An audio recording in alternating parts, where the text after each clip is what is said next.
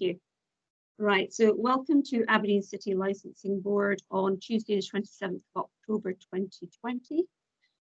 Please note that the public session of the meeting will be recorded and published online for the public access of the meeting. Can all attendees switch off their cameras and mute their microphones when not speaking? The camera and microphone should only be switched on when you're invited to speak. Guidance on how to do this is contained within the guidance issued to you. I will now ask the clerk to advise the members participating in today's meeting. Could members confirm their attendance so that their names once their names been announced, so that the clerk can have a clear recording of the meeting and also a record for the minute. Mr. Munro. Thank you, convener. Well, obviously, convener. I'm here. Thank you. Councillor Gregg. Here. Thank you. Councillor Townsend. Here. Thank you. Councillor Dunbar. Here. Thank you. Councillor Mackenzie. Here. Thank you. Councillor Cameron. Present. Thank you. Councillor Grant. Here. Thank you. And Councillor McClellan. Present. Thank you. All present and correct. Thanks very much, Andy. Mr. McGowan, as much as I like to look at you, can you switch your camera off? Thank you. Okay, there are a number of items of quasi-judicial business for the committee to consider today, or sorry, the board to consider today. Members are reminded that if they have to leave the room or the meeting during consideration of any application, they will be unable to participate or vote when they return. Please advise the clerk via the meeting chat that you're leaving the room and therefore unable to determine that item. Thank you very much. If I could just advise members, item 2.6, which was to be Cafe 52, has been withdrawn. Okay, and we'll just move on to, we've got the minutes of the previous meeting of the 28th of July on pages 3 to 8. Can I get agreement that's an accurate record? Take your silence as, yeah, okay, thank you. Right, moving on to the agenda proper, we have the list of applications starting at page 9 at 2.1. Mr. Munro. Thank you, convener. The first application is an application for a provisional premises licence for Sainsbury's. You'll see that the conditions on CCTV and delivery driver training have been agreed. Obviously, this is a provisional premises licence, so they couldn't sell alcohol until such times as it's confirmed as a full application. There have been no objections or representations for this one. I believe the agent, Mr. Clancy, is possibly with us. Yes, I am, Mr. Munro. Morning. Morning. Morning. Morning, councillors. Welcome back again. Would you like to make any, I know this is a new a provisional licence, given you've joined us online, is there anything you'd like to add to the? Not especially, convener. It's the provisional application is in its usual standard terms as the board has come to expect for this applicant. It's in the Countess Wells area of the city in terms of the new development. There's been no representations or objections, and the conditions, the CCTV condition and the driver delivery conditions are accepted by the applicant. So unless there are any questions, I'd simply move grant. Thank you. Is there any questions for Mr. Clancy? I don't see any. With that in mind, are we content to grant the provisional licence? Again, because we haven't got, Mr. Munro, I might just get you just to do a quick roll call, so we've got a verbal for the recording. Yeah, no problem. Okay. We were doing it the planning committee, so that we've got a verbal. Okay, no problem. So obviously the motion, if you like, is to grant the application as applied for. Convener. Grant. Councillor Gregg. Agreed. Councillor Townsend. Agreed. Councillor Dunbar. Agreed. Councillor Mackenzie. Agreed. Councillor Cameron. Agreed. Councillor Grant. Agreed. And Councillor McClellan. Agreed. Thank you. So yes, unanimous that the application is granted. Thank you for turning up, Mr. Clancy. No, much appreciated. Hopefully in due course it will be back in the city of Aberdeen rather than on Teams, but thank you for granting the application. Okay, thank you.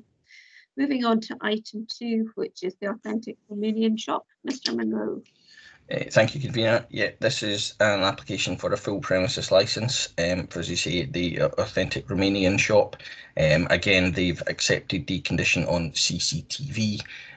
There were no representations or objections for this one. I don't believe we have anybody for this one because it was non-contentious. Members, are you content to agree the grant venue? Munro, if you want to just... Yeah, no problem, convener. Agreed. Councillor Gregg. Agreed. Councillor Townsend. Agreed. Councillor Dunbar. Agreed. Councillor Mackenzie. Agreed. Councillor Cameron. Agreed. Councillor Grant.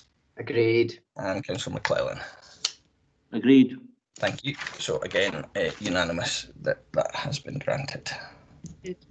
Thank you, Mr. Munro. The Collective Aberdeen at item 3, Mr. Munro. Thank you. Again, another application for a premises license. This is an on-sales premises, so you'll see that this time they've accepted the usual conditions on the drugs policy and the duty of care condition that's applied to all applications.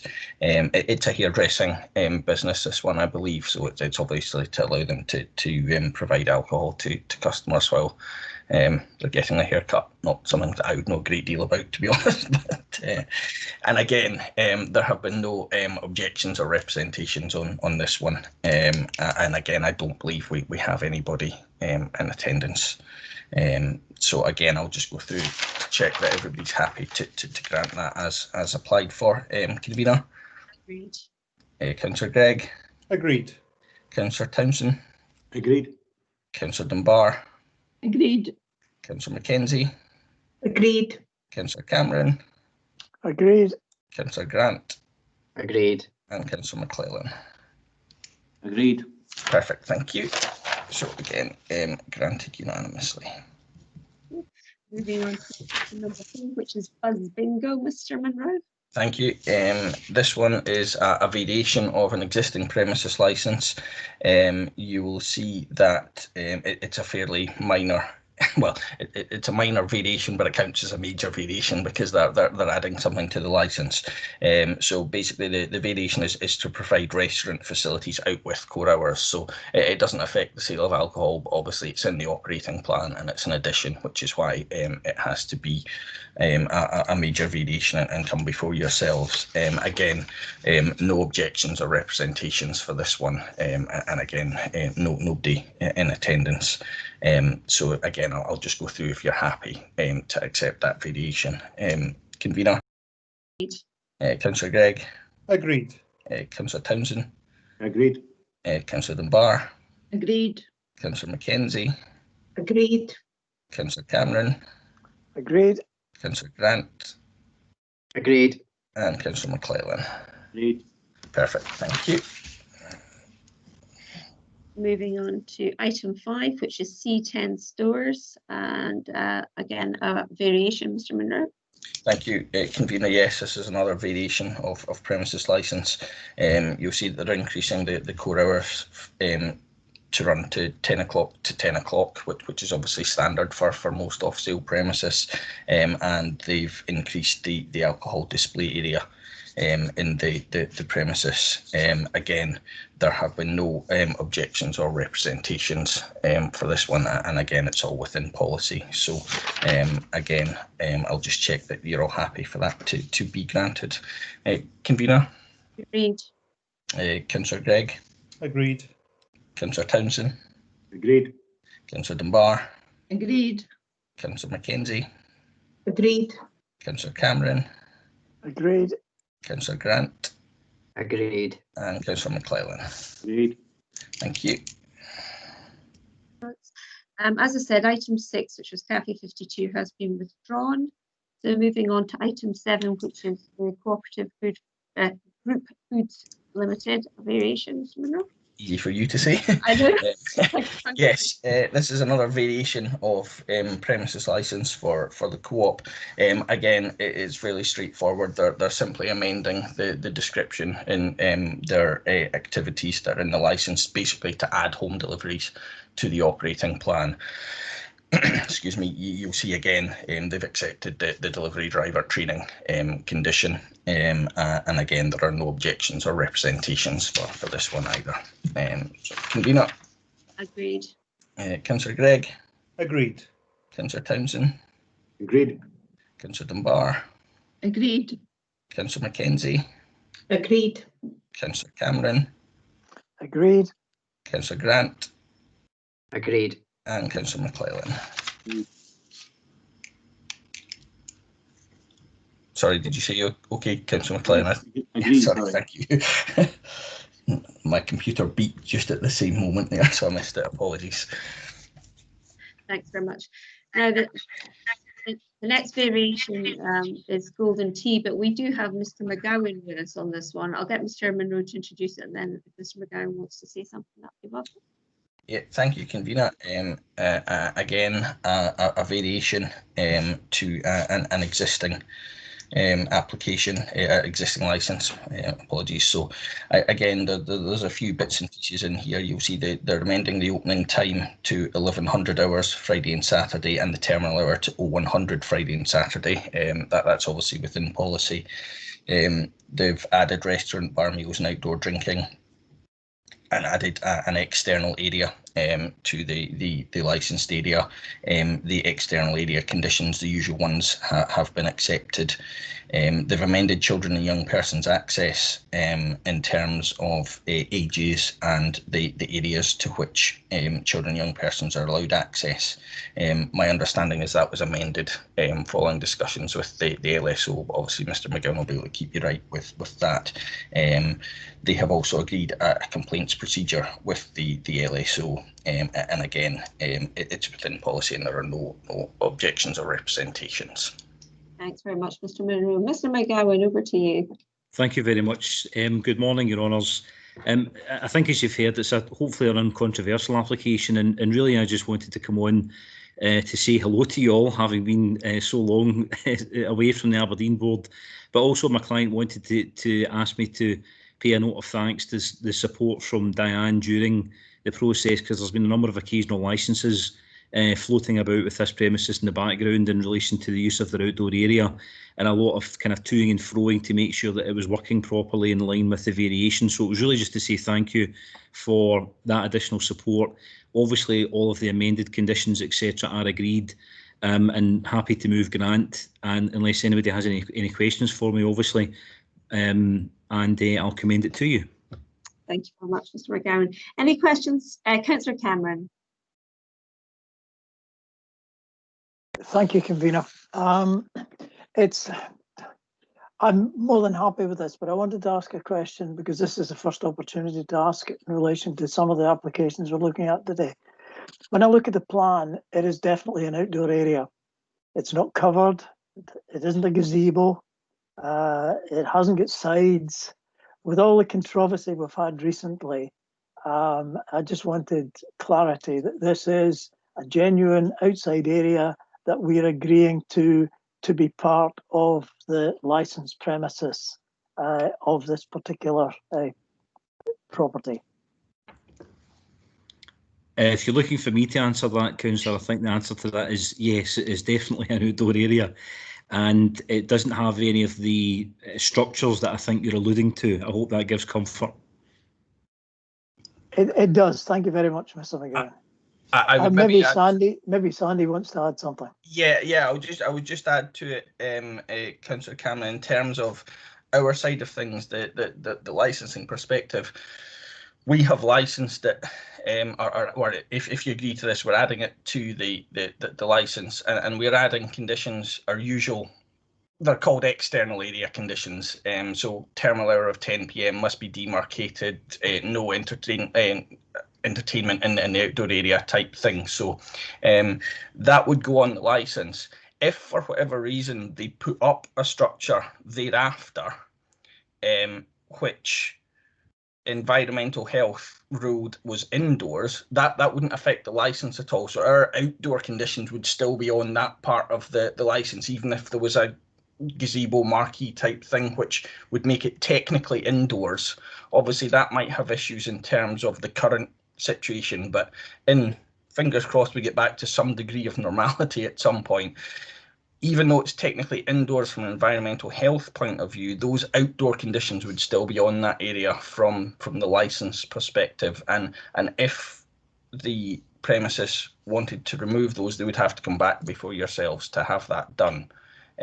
So for our licensing purposes, it is an outdoor area, basically.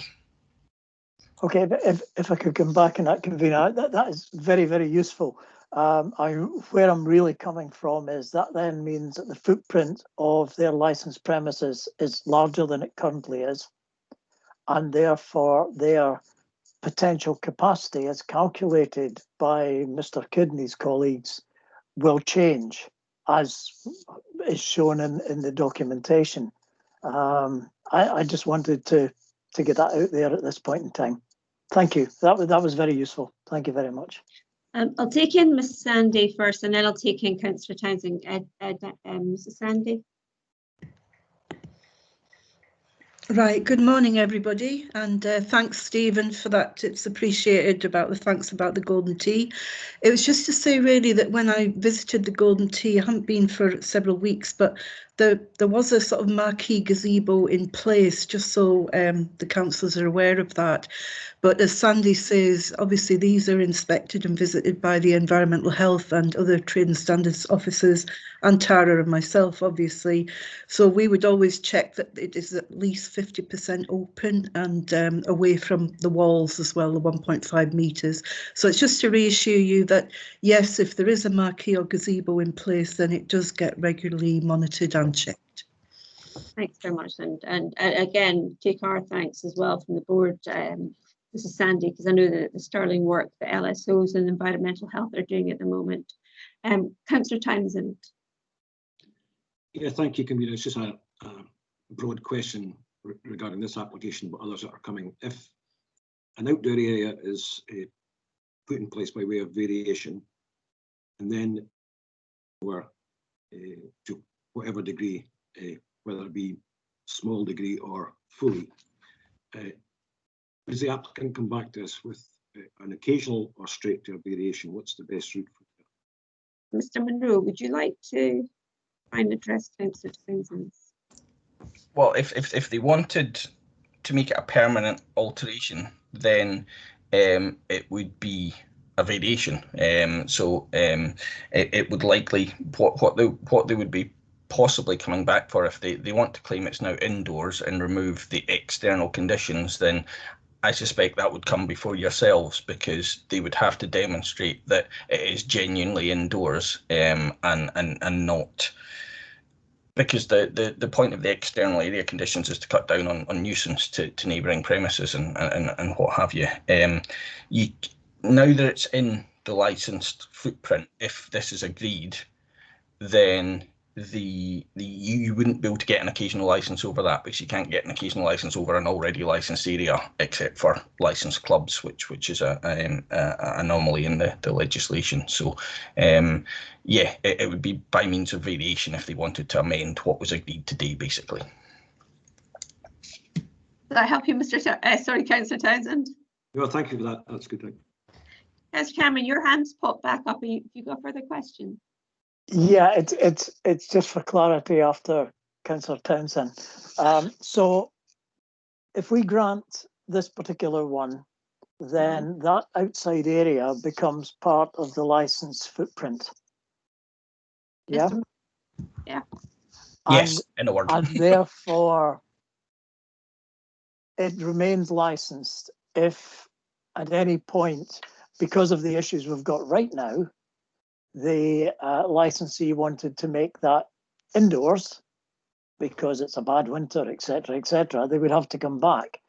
But if they didn't want to do that, if they want to continue with that as an outdoor area, and bearing in mind everything that Mrs. Sandy said about how we classify outdoor areas, then there would be absolutely no necessity to come back. Would that be correct? They would still have the outdoor area conditions, as Mr. Munro explained, but having granted this means that this is now part of their operating plan and part of a licensed premises. Is that correct? Yes. Thank you. Okay, you all right, Mr. McGowan? I see you're looking pensive. If you want to add, I don't want to leave you sitting in the cold there. No, I'm absolutely in agreement with the comments that have been made there. The effect of the application is to make the outdoor area a permanent part of the premises licence. It would fall within the operating plan and the layout plan.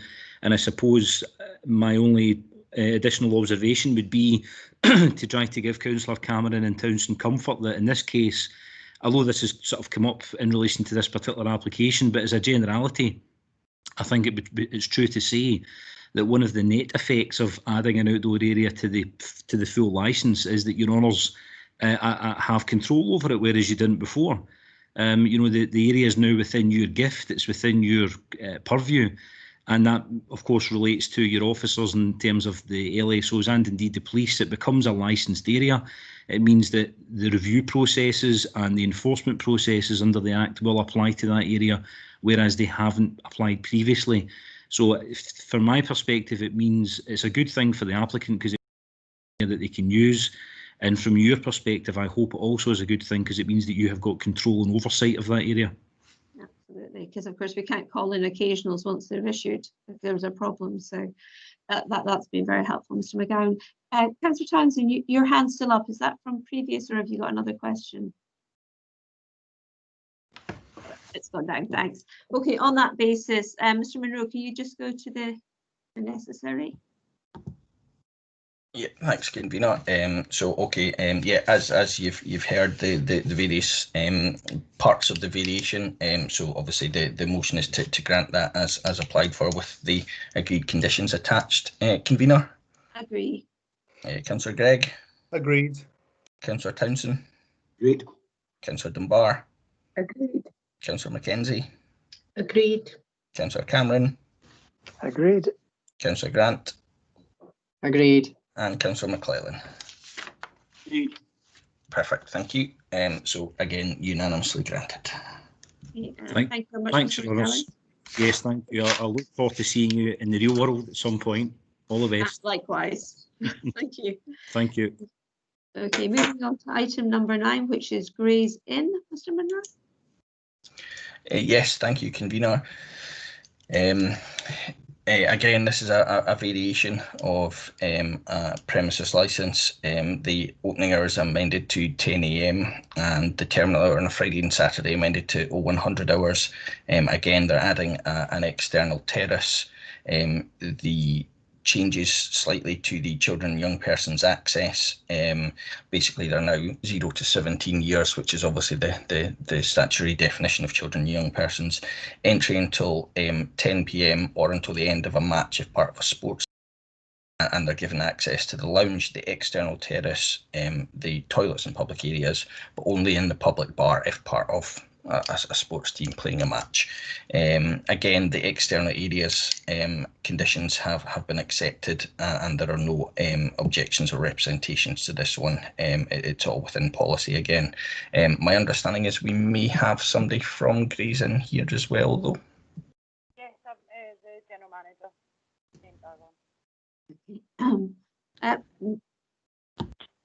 Okay, do you want to say anything or are you content with? I'm content with like what's been said and stuff. Like general, like we've had a occasional license in for the outside area, and everything's running well. We've complied with what's been advised by our LSO and environmental health and stuff. So if there's any questions that needed to be asked, I can answer.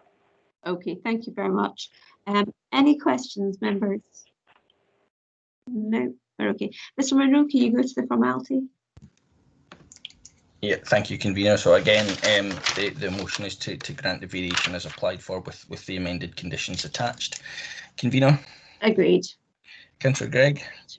Agreed. Councillor Townsend. Agreed. Dunbar. Agreed. Councillor Mackenzie, Agreed.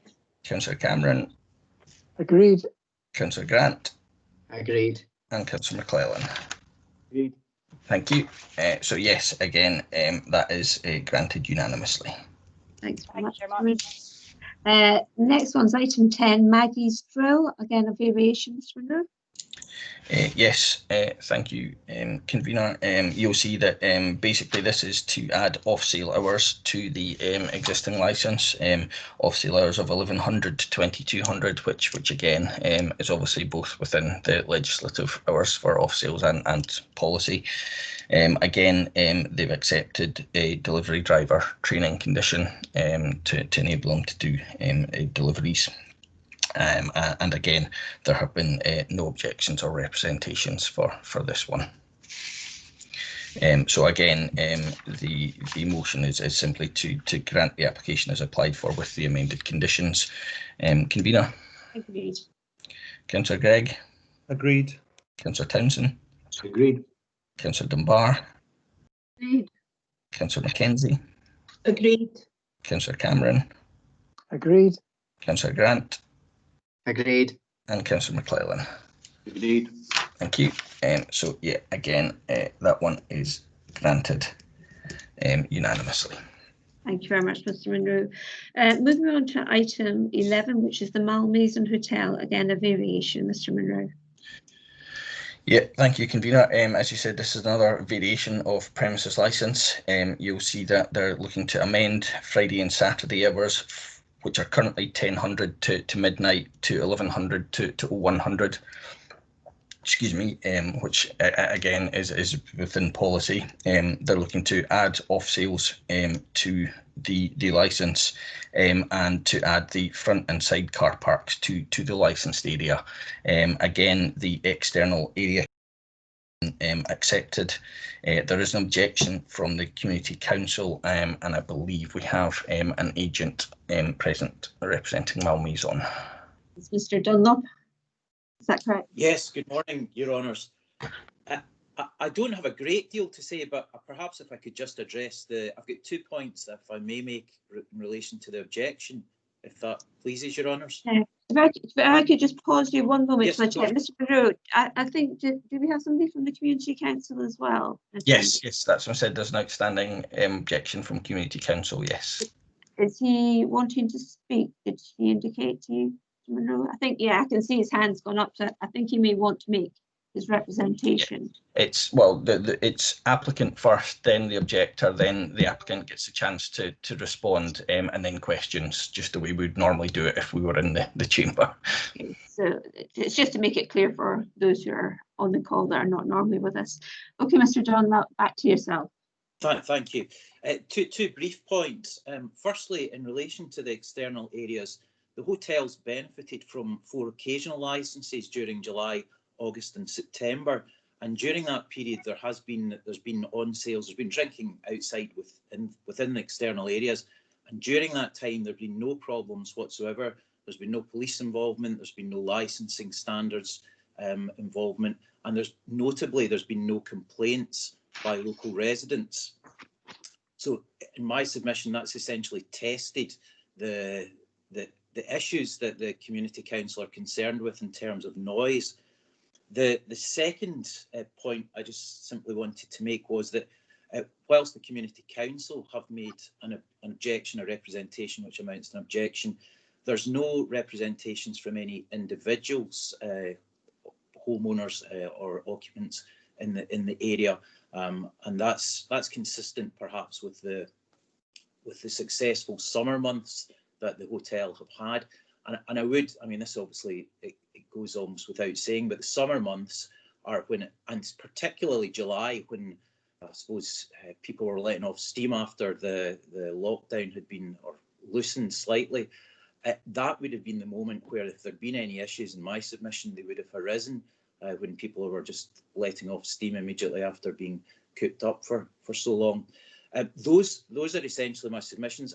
Obviously, if there's any questions that I can answer, I'd be happy to do so, but I don't wish to take up time unnecessarily by just repeating what's in the paperwork. Okay, no problem, Mr. Donald. I'll take Mr. Ken Hutchinson in, Thank you. and then we can take questions after we have allow you a second bite. Mr. Hutchinson. Hello. Hi. A couple of things that, even referring to what the chap before just said, the fact that we can't put in an objection unless we get the support of residents. I mean, that's the only reason that we put them in. We wouldn't do it just off our own bat. So, in fact, we were asked by the licensing officer if we wanted to withdraw it because the hotel was willing to concede some times and concessions, but referred that possible concession to the residents in the area, and they said no, carry on with the objection. So it's not correct to say that the residents in the area are not concerned about the situation. The other things I would like to add is that remember, and I'm sure hopefully the members are aware, that there is another variation just coming up shortly. You just, yeah, stick to this one, Mr. Hutchin. Well, the next one. It's next door. So I think, in fact, for the licensing point of view, you can actually check to see that there's not too much activity in licensing taking place next to one another. So this is next door that I'm talking about. And just to remind the members, I'm sure you're aware that it's not a city centre location. This is what was a quiet residential area.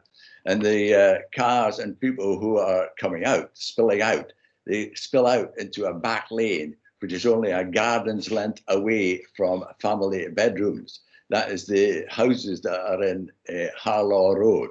So the people spilling out, and they do, and the cars back, then doors of cars bang as they are coming out.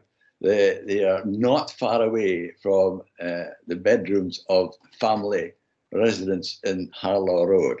The other thing that I was surprised, because I went to check up myself the other night in that back lane, and I hadn't realized before that, of course, they also have taxis. I don't know which hotel they are, of course, but taxis come along and pick up people at that time of night. So the people who are spilling out from the hotels into the back lane have speaking away and have taxis picking them up with the obvious banging of taxi doors. So that I think you've got to take into account that this was a quiet residential area, and now we have people sort of spilling out into a back lane that is just yards away from the bedrooms of people in houses in Harlaw Road. I think that's what I would like to add. Of course, you will no doubt have read my objection, which maybe is clearer than my verbal submission. Okay. Thank you, Madam. Thank you very much, Mr. Hutchin. Mr. Dunlop, would you like to respond, and then I'll take questions from members. There's nothing really arising from that point. I mean, I think the point's been made both in the objection and this morning that there's a concern about car doors banging. In my submission, that just wouldn't warrant a refusal and the noise associated with that. But I don't have anything further to add. I think the position of both parties is hopefully quite clear. Okay, thank you very much. Right, Thank you.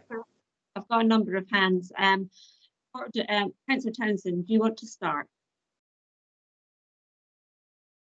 Thank you, Convener. It's a very brief question. It was mentioned by Mr. Dunlop regarding the operation since September and their occasional licence at the outdoor areas. Just wondered what time they ceased operation of occasional licence, if he has any awareness of any problems that occurred at all. The period was, I believe it was between 20th of July and 10th of September, but it was up to 10 p.m. and I'm advised that there was no problems whatsoever during that time, Councillor. Thank you for that. And just a subsequent question, if I could just, would I be correct in saying that there's an increased usage of the back lane with the taxi situation because of the way things are constructed at the moment in the current COVID situation? The number of individuals using the premises won't change So essentially, what's being proposed is essentially, I suppose, in relation to COVID, what we're doing is spreading them out over a wider footprint, which may assist with social distancing. So given that it's the same number of persons on the premises, I'm not sure that that would necessarily lead to more taxis. It's where they're located. Now, I suppose if the people require a taxi, whether they're standing outside in what was the car park or whether they're inside, I'm not sure that would necessarily lead to more taxis. Thank you. Thank you. Councillor Cameron next. Thank you, Convener. I notice under the section of objections representation building standards, we're asking for a scaled plan to allow calculation of the required. I suppose the question of Mr. Dunlop is, has this been provided? Because I can ask Mr. Kidd later in the discussion for the answer. It has, and I'll tender my apologies on behalf of the client. I don't think it was until yesterday morning or perhaps even afternoon that it was tendered. I understand that the architect, the plans were produced, but they weren't in a proper PDF or CAD format. I'm not quite sure which, and that was entirely a problem at our end. But I understand they have now been produced, and well, I understand they've now been produced. I'm not sure I can say much more than that. Councillor Cameron, no, that's fine. Mr. Dunlop's answered the question I wanted answered. I can do the other one later on in this discussion. Okay, thanks, Councillor Cameron. Councillor Gregg. Yes, thank you, Convener. I'd like to ask about that, the use of the licensed area during that temporary summer period of extended use. Did that include the use of the front and the side car parks? Yeah, yes, my understanding was it's the same areas that are now being proposed in the variation. Right. So are you able to estimate the increased customer numbers within that larger customer license? I understand that during the summer months there was approximately 80 persons within the areas, and I think that I understand that only this morning it's been confirmed that they're seeking up to 120. Obviously that could be lowered, but that's what's being sought. I've seen an exchange of emails between the licensing department and my instructing agents this morning. Right, 80 to 120 capacity. Okay. Yes. Okay. Yes. Thank you. Okay, thank you. Have we got any further questions for either Mr. Dunlop or Mr. Hutton? No. Councillor Cameron, you indicated, do you have a question that you'd like to ask Mr. Kidd? I do. Now that Mr. Kidd has the details, can he give us the capacity for the current licence and what the capacity would be if this application were granted?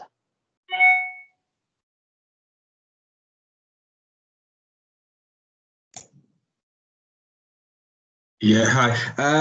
Slight confusion there from me. We just got the plans late on yesterday. I still had a bit of a query about that. What I can say is that the total external area is 573 square metres, but within that area there are things like vegetation and herbs and things, so that would reduce that area. But the actual in the application, what we had was a capacity of 520, which I think is the existing hotel. There was no mention of the capacity. So the first I've heard just now is this 80 to 120 additional. That's the first I've heard about that is just now. Certainly the area is big enough to accommodate that. Theoretically, if you look at something which is, say, 570, and when I looked at this, well, 570 square metres minus, say, 50 gets you around to about 520 anyway outside. And if you're looking at that as one person per metre, then that could be up to 520 people outside. But as I said, I've only just heard that 120 is what you're looking for, so I can't really advise more than that unless maybe Arlene knows more than that. I'll take Mr. Dunlop again for you, Councillor Cameron. Thank you. I can perhaps clarify that. I've perhaps caused confusion. The 520 is the existing number, and that's remaining static.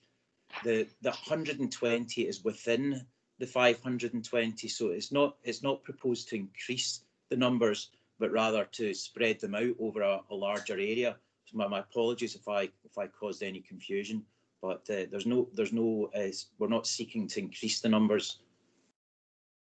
Councillor Cameron. Okay. Yes, if I could come back. My understanding, having been on the board for 8 years now, and maybe I've misunderstood it, that the capacities that are allocated to licensed premises are based on a calculation, not on what the licensee would wish. So, for example, the 520 has been calculated on the basis of the current licensed premises. If we increase that, it's very commendable that the licensee doesn't necessarily want to increase the numbers, but we're increasing the footprint, and therefore by increasing the footprint, in the experience I've had in the 8 years of being in a licensing board, environmental health tell us that the capacity will now be X because of the increased footprint. And maybe this is a question for Mr. Munro, and I see he's got his hand up. If we grant this and we've increased the footprint, is it legally correct to have the total capacity to remain unchanged from what it currently is? If that's the case, then I'll just withdraw all the comments I've been making about this one so far. Thank you, Councillor Cameron. We actually had this discussion, myself and Mr. Munro, yesterday. Mr. Munro. Yes, thank you, convener. Thank you, Councillor Cameron. Yeah, what you're saying is largely true. We've had discussions with building standards regarding this, because what we've done, or what was previously done, you're absolutely correct, was they calculated the maximum, and that's what was placed into the license. The problem with that approach was it was creating some very misleading and unrealistic figures, because the operating capacities of these areas was often substantially lower than the technical maximum, because the maximum for licensing calculations wasn't often actually possible because of things like toilets, fire escapes, etc. that cut that down as well. So we made the decision a wee while back in discussion with building standards that they would calculate the maximum, and if the applicant put in an operating capacity that was lower than the maximum, then that was acceptable, and it was the lower figure that went in, so that we're beginning to get a more realistic set of figures. As you'll know, the capacity figures, their primary purpose is over provision calculation, so it gives us better figures to work that on. It gives us a more realistic figure. So if the applicant wants to retain the capacity, provided it's under the maximum, then yes, that's permissible from our side of things. Okay, that really clarifies things. So just one final question then. Mr. Dunlop is suggesting that the capacity is currently 520. If this area is granted as part of the footprint of the licensed premises, that capacity will remain at 520. If that is the case, then I'm finished this application. Mr. Dunlop, would you just like to confirm for Councillor Cameron? Yes, it's the total capacity remains the same, and it's simply that we're spreading essentially. So the total capacity remains the same. Does that answer the question? Or sorry? Yes, that answers the question. Thank you. Thank you. Okay, Mr. Hutchin, we don't normally take people back in, but given that we've had some extra dialogue with Mr. Dunlop and you've heard some additional information, obviously over the building standards comments, I'll bring you in if you could keep your comments typed. That'd be helpful. You're on mute. The number of times I've done that at virtual meetings is uncountable. No, unfortunately, my wife came in to offer me coffee, so I switched on. That's okay, don't you worry about it, sir.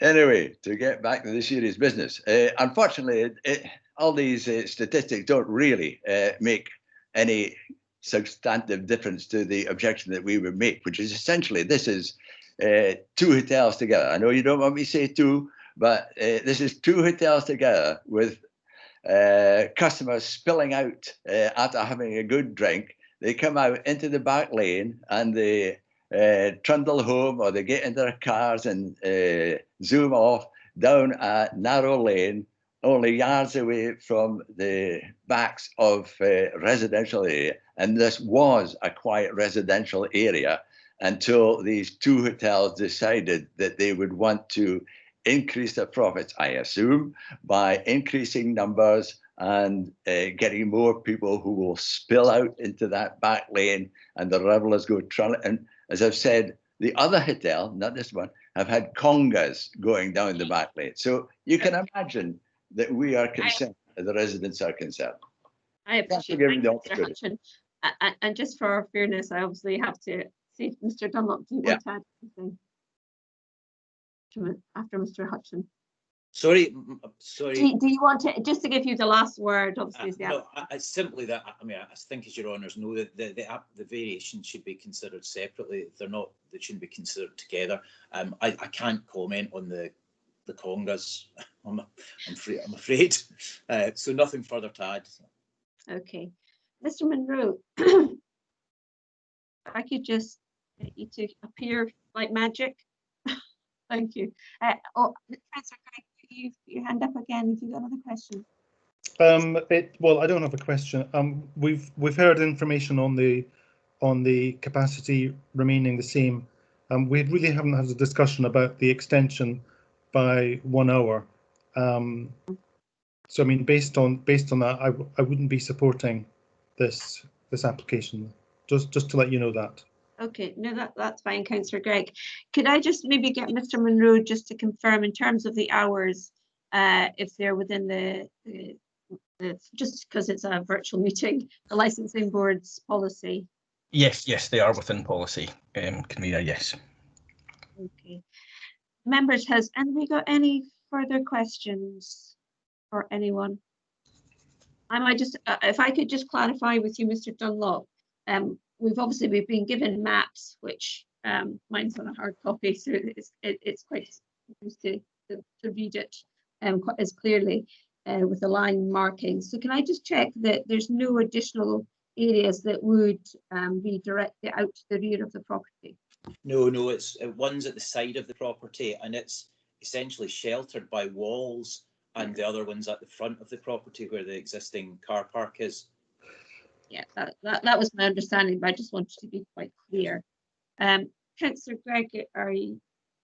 Yeah, thanks, convener. Just to give a little more information, I wouldn't be supporting this application, this extension of the hours, based on the preventing public nuisance requirement, since it is a residential area.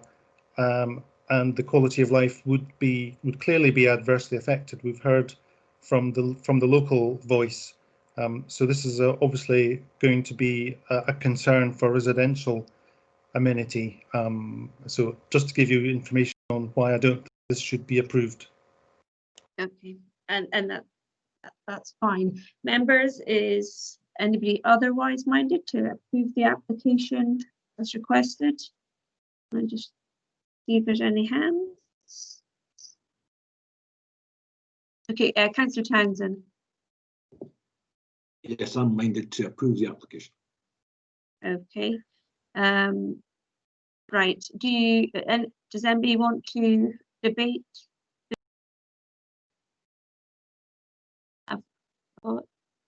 Mr. Hutchin, can I just get you to take your hand down at the moment? It's just it's still showing us up. Any comments? No. Right. Okay. I mean, I'll add in. I appreciate that we are in a residential area, and I can understand the concerns of residents. However, we have to look at what we're being asked. We actually have to consider the sale of licensing rather than. My understanding is parking is not something that is within the remit of the licensing board. and I'm sure Mr. Munro can confirm that if anybody requires. The fact that this is front of the building, we're not actually increasing capacity. It's also then to the side, which is encompassed by walls, so that it's not an open area. I feel that it would be appropriate to license it because it is within licensing board policy hours. If this had been out with, and I appreciate we have to consider each application on its own merits, but given this is on a Friday and a Saturday night only, I'd be minded to support Councillor Townsend. I think I saw Councillor Grant. Thank you, Convener. I'll not repeat what you've said. I will be supporting Councillor Townsend. Many thanks to Mr. Hutchin for his presentation. I do have sympathies, but as you've said, it is within policy, and I think it's important that the board, follows that for a number of reasons. What I would say, however, and hopefully Mr. Dunlop can take this back, is that it is a little bit alarming that we hear things like conga lines taking place in back lanes and relatively residential areas. So I think it is incumbent upon the license holder to reach out to the community council and to local residents to see how we can work together to resolve. Thank you, Councillor Grant. Councillor Cameron. Thank you, Convener. I'll be supporting Councillor Townsend just for the sake of clarity. The external area that we are agreeing to will not be affected by the change in hours because being an external area, it will be under external area conditions, which means that they stop at 10 p.m. So, and the number not increasing just is really what has existed up until now. The only real change is that we're looking at it being a permanent outside area because it's being included in the curtilage of the licensed premises rather than it coming forward every 2 weeks for another occasional license. So yes, I'll be supporting Councillor Townsend. Anybody else? No. Okay, Mr. Munro, can you go to the vote, please? Thank you, Convener. Sorry, Councillor Grant's hands up. Is that? I think that's a vote. Is that a no on Councillor? Okay, thank you. Well, okay, so Councillor Gregg put forward the motion to refuse based on the licensing objective of preventing public nuisance, and the amendment is with Councillor Townsend to grant the application as applied for. So just to be clear, the motion is to refuse and the amendment is to grant. Convener? So, sorry, can you just confuse me there? So Townsend or Greg, I think it's maybe easier. Grant or refusal, if that's easier. Yeah, thank you. Grant, please. Okay, thank you. Councillor Gregg? Refuse. Thank you. Councillor Townsend? Grant. Thank you. Councillor Dunbar?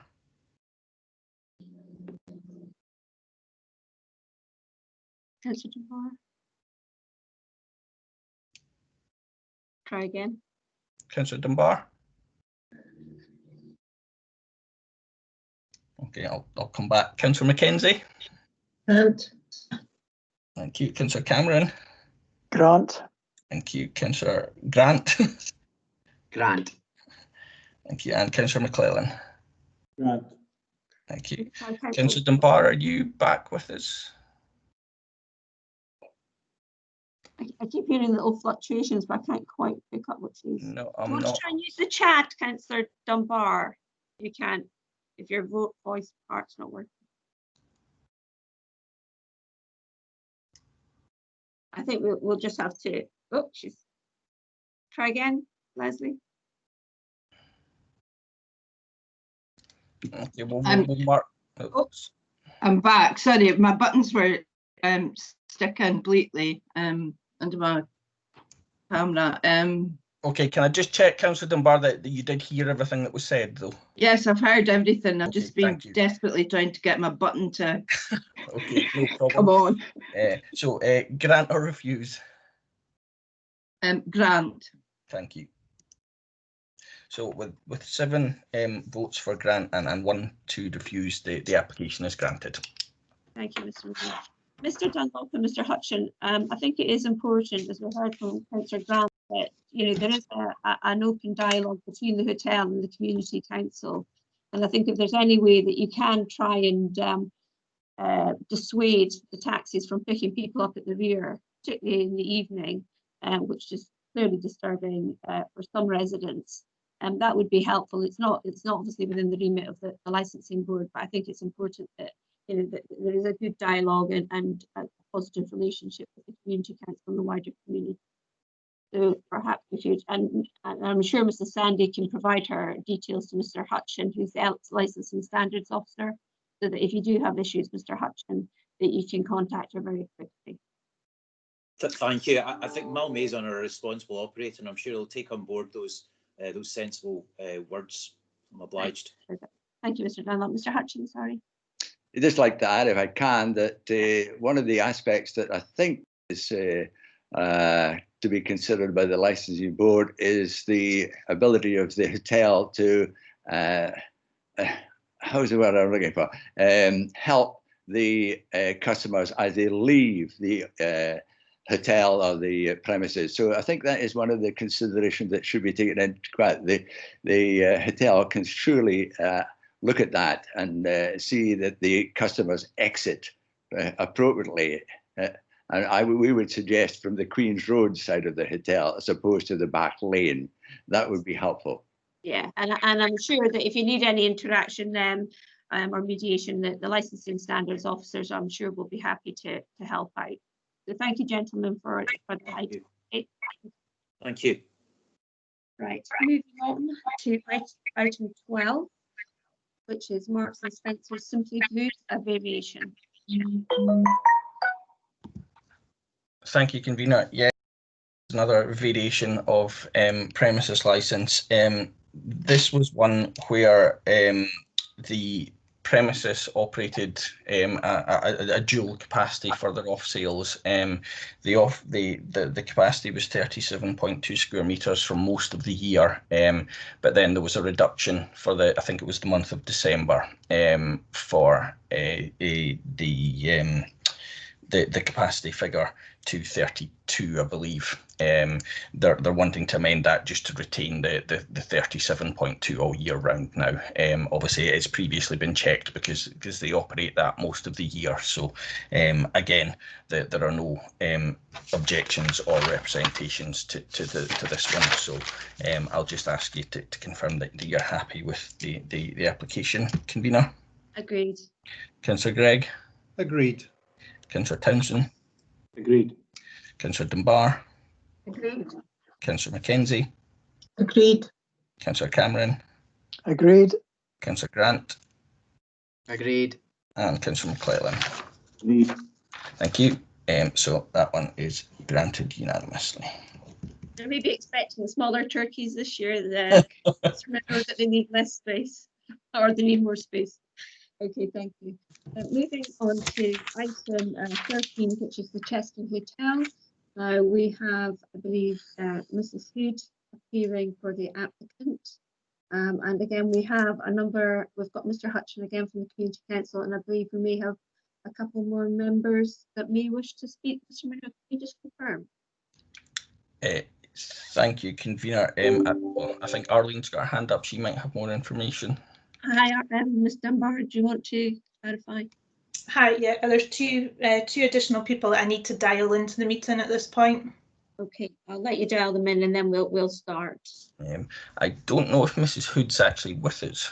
Good morning. Yes, I am with you this morning. Good morning, convener. Good morning, members. It's lovely being back in Aberdeen. I'm actually in Aberdeen in the Chester Hotel, but socially distant from my client. Okay, thank you very much. Thanks, Janet. You come up as Stephen Gow, which is why I was being confused because I couldn't see your name on any of the buttons. Well, I'm going to grow a beard, so it'll be more confusing. It's definitely you. Hello. Hello. Can you just confirm your name, please? Excuse me, I couldn't hear you. Sorry, could I just get you to confirm your name? Yes, Mark Vorenkamp. Okay, this is Councillor Bolton that's speaking to you, the convener, so it's just so you know who's addressing you. Okay. We're just waiting for one other person, I think, that might be joining us. Oh, okay, fine. Arnie? Yeah, I think I'm dialing it. It's not really showing me. Okay, thank you.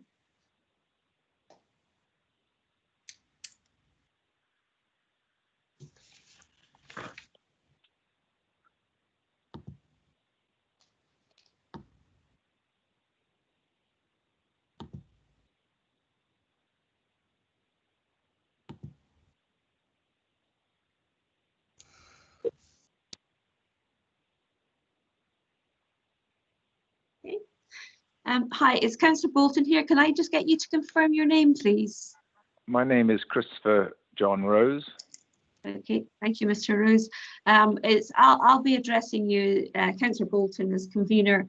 I'm not sure, were you wishing to actually speak, or were you just wanting to listen? I just wanted to listen, please. Okay, thank you, Mr. Rose. Okay. Thank you. Right. Mr. Monroe.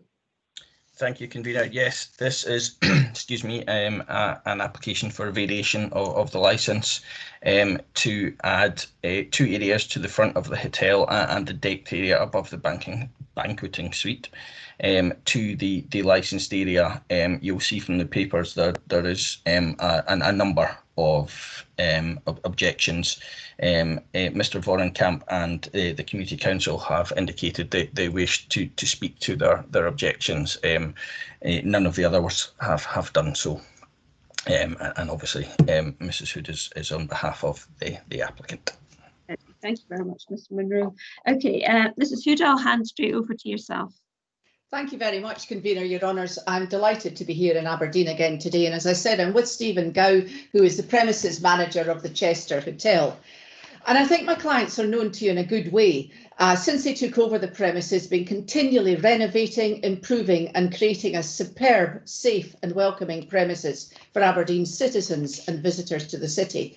And the investment has run to millions. My clients have agreed to all the LSO conditions, as you would well expect, and will be certainly going further in terms of all forms of compliance. My clients are giving up the marquees, which currently sit to the back of the hotel, so that will remove them from there, and they are planning to retain the marquees at the front of the hotel. Now, there's been 45 objections to the application. And the objection is based mostly on a misapprehension of numbers. The building standards, quite rightly, comply with the legislation and have suggested that the overall capacity will rise to 6,766. Now, as you're well aware, that is actually a nonsense, because if that was the case, those numbers would be based at 0.5 square metres, which would mean that I could only go out with a very thin friend. It's just impossible, to be honest, to accept numbers like that. And I think I'm going to make a suggestion that it would have been a great deal easier for neighbours and for the Community Council to have been aware that the numbers on the premises are not actually going to be rising. They are going to remain at what I believe they are, which is 1240. Now you can say, well, why are they putting in these areas at the front and why are they looking for the external dining? Well, we'll get on to that. But the areas at the front are, first of all, they were put up in July and they have been running to the present day on occasional licences. There have been no issues arising and no complaints whatsoever about the marquees at the front of the building, which, as you know, face onto what is generally a commercial area on Queen's Road. I can understand why people are worried, but they have to recognise that marquees are actually the only way for premises to properly operate at the moment with sides up. But my clients would quite like to maintain the marquees at the front and to formalise this position. The reason for this is that despite COVID, welcoming guests within the marquees in good weather has proven to be very popular. People like the feeling of being inside and outside, and they like the feeling that they're out in the Given the Scottish climate, of course, premises of this nature, I think, will be growing across Scotland because people have actually recognised the benefit that it brings to locals and tourism. There have only been 3 adverse comments to the siting of the marquees, and at present I would like to move the grant of that part of the application. The marquees themselves hold 130 people. This is 130 people that will no longer be within the boundary of the premises. However, if the weather is inclement, my clients are determined to ensure that people who might have stayed outside, we're excluding COVID at the moment, can be looked after properly inside. And the marquees would undoubtedly not be used at times of terrible weather. Now, the next part of the application is to permit a maximum of 70 people to be seated on the proposed rooftop dining facility, which is situated to the south of the premises. Now, again, there's a smaller, delightful, attractive rooftop facility there. It's been there since 2015, and there have been no issues arising, no complaints, and in fact, one would wonder whether or not the neighbours are even aware of the fact it is actually there, because there have been no complaints, no noise issues. Again, this is not 70 more people on the premises, but the aim is to permit people to have a pleasant seated dining experience in the open air on the occasions when Scottish weather permits. Again, if the weather was adverse or bound to be adverse according to the forecast, my clients will be moving people inside. So there has to be room inside to accommodate these diners. Now, there have been 17 adverse comments about this area. Most are based on the belief that it would be used by 652 people, which of course is absurd. You couldn't get 652 people up there, but that is the 0.5 space which building standards have to put in for standing, and it's a complete misapprehension of the capacity. People will be seated, they will only be there for being served meals, they will be served by skilled staff, monitored by a member of the management team, and the area will be covered by CCTV. There is no intention to have events, music, etc. Last orders would be at 8 p.m, so that part of the premise can be guaranteed to be closed at 10 p.m.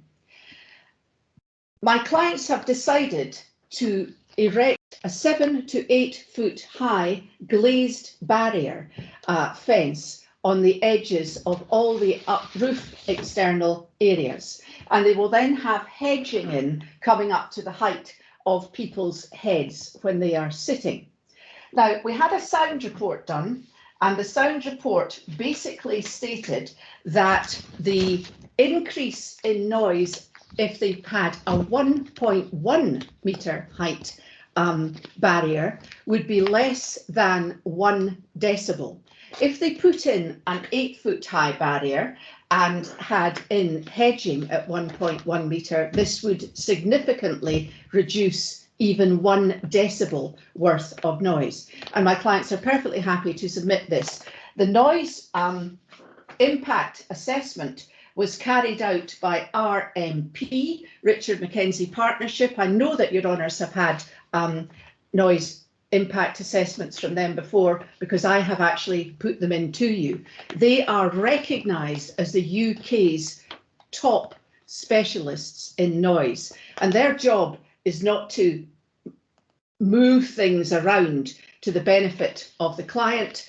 What their job is to reflect the actual position. The noise measurements were taken at a quiet part of the evening, so that residents could be assured that when they were considering what was happening, they had taken account of what occurs when it is at its quietest in this part of Aberdeen. Now, your honours, of course, are concerned and will be concerned that my clients have not obtained planning permission for the rooftop area. Well, as you know, the licensing board is a separate legal entity from the council per se, so your decision today would not adversely affect or influence any decision which might be made in future by the planning committee. And indeed, licensing law makes it clear that you are not bound to follow planning, and the opposite also applies. But because planning is not necessary, my clients would not be able to use the balcony if you granted the licence today until planning was granted. And because planning trumps licensing, if planning was not granted, I am instructed to undertake that we would seek a minor variation to remove the external balcony area from the licence at that time. And my clients, I think, are known to you, and they would hardly go back on their word. And if I give you an undertaking as a solicitor, I think you can accept my word on that as well.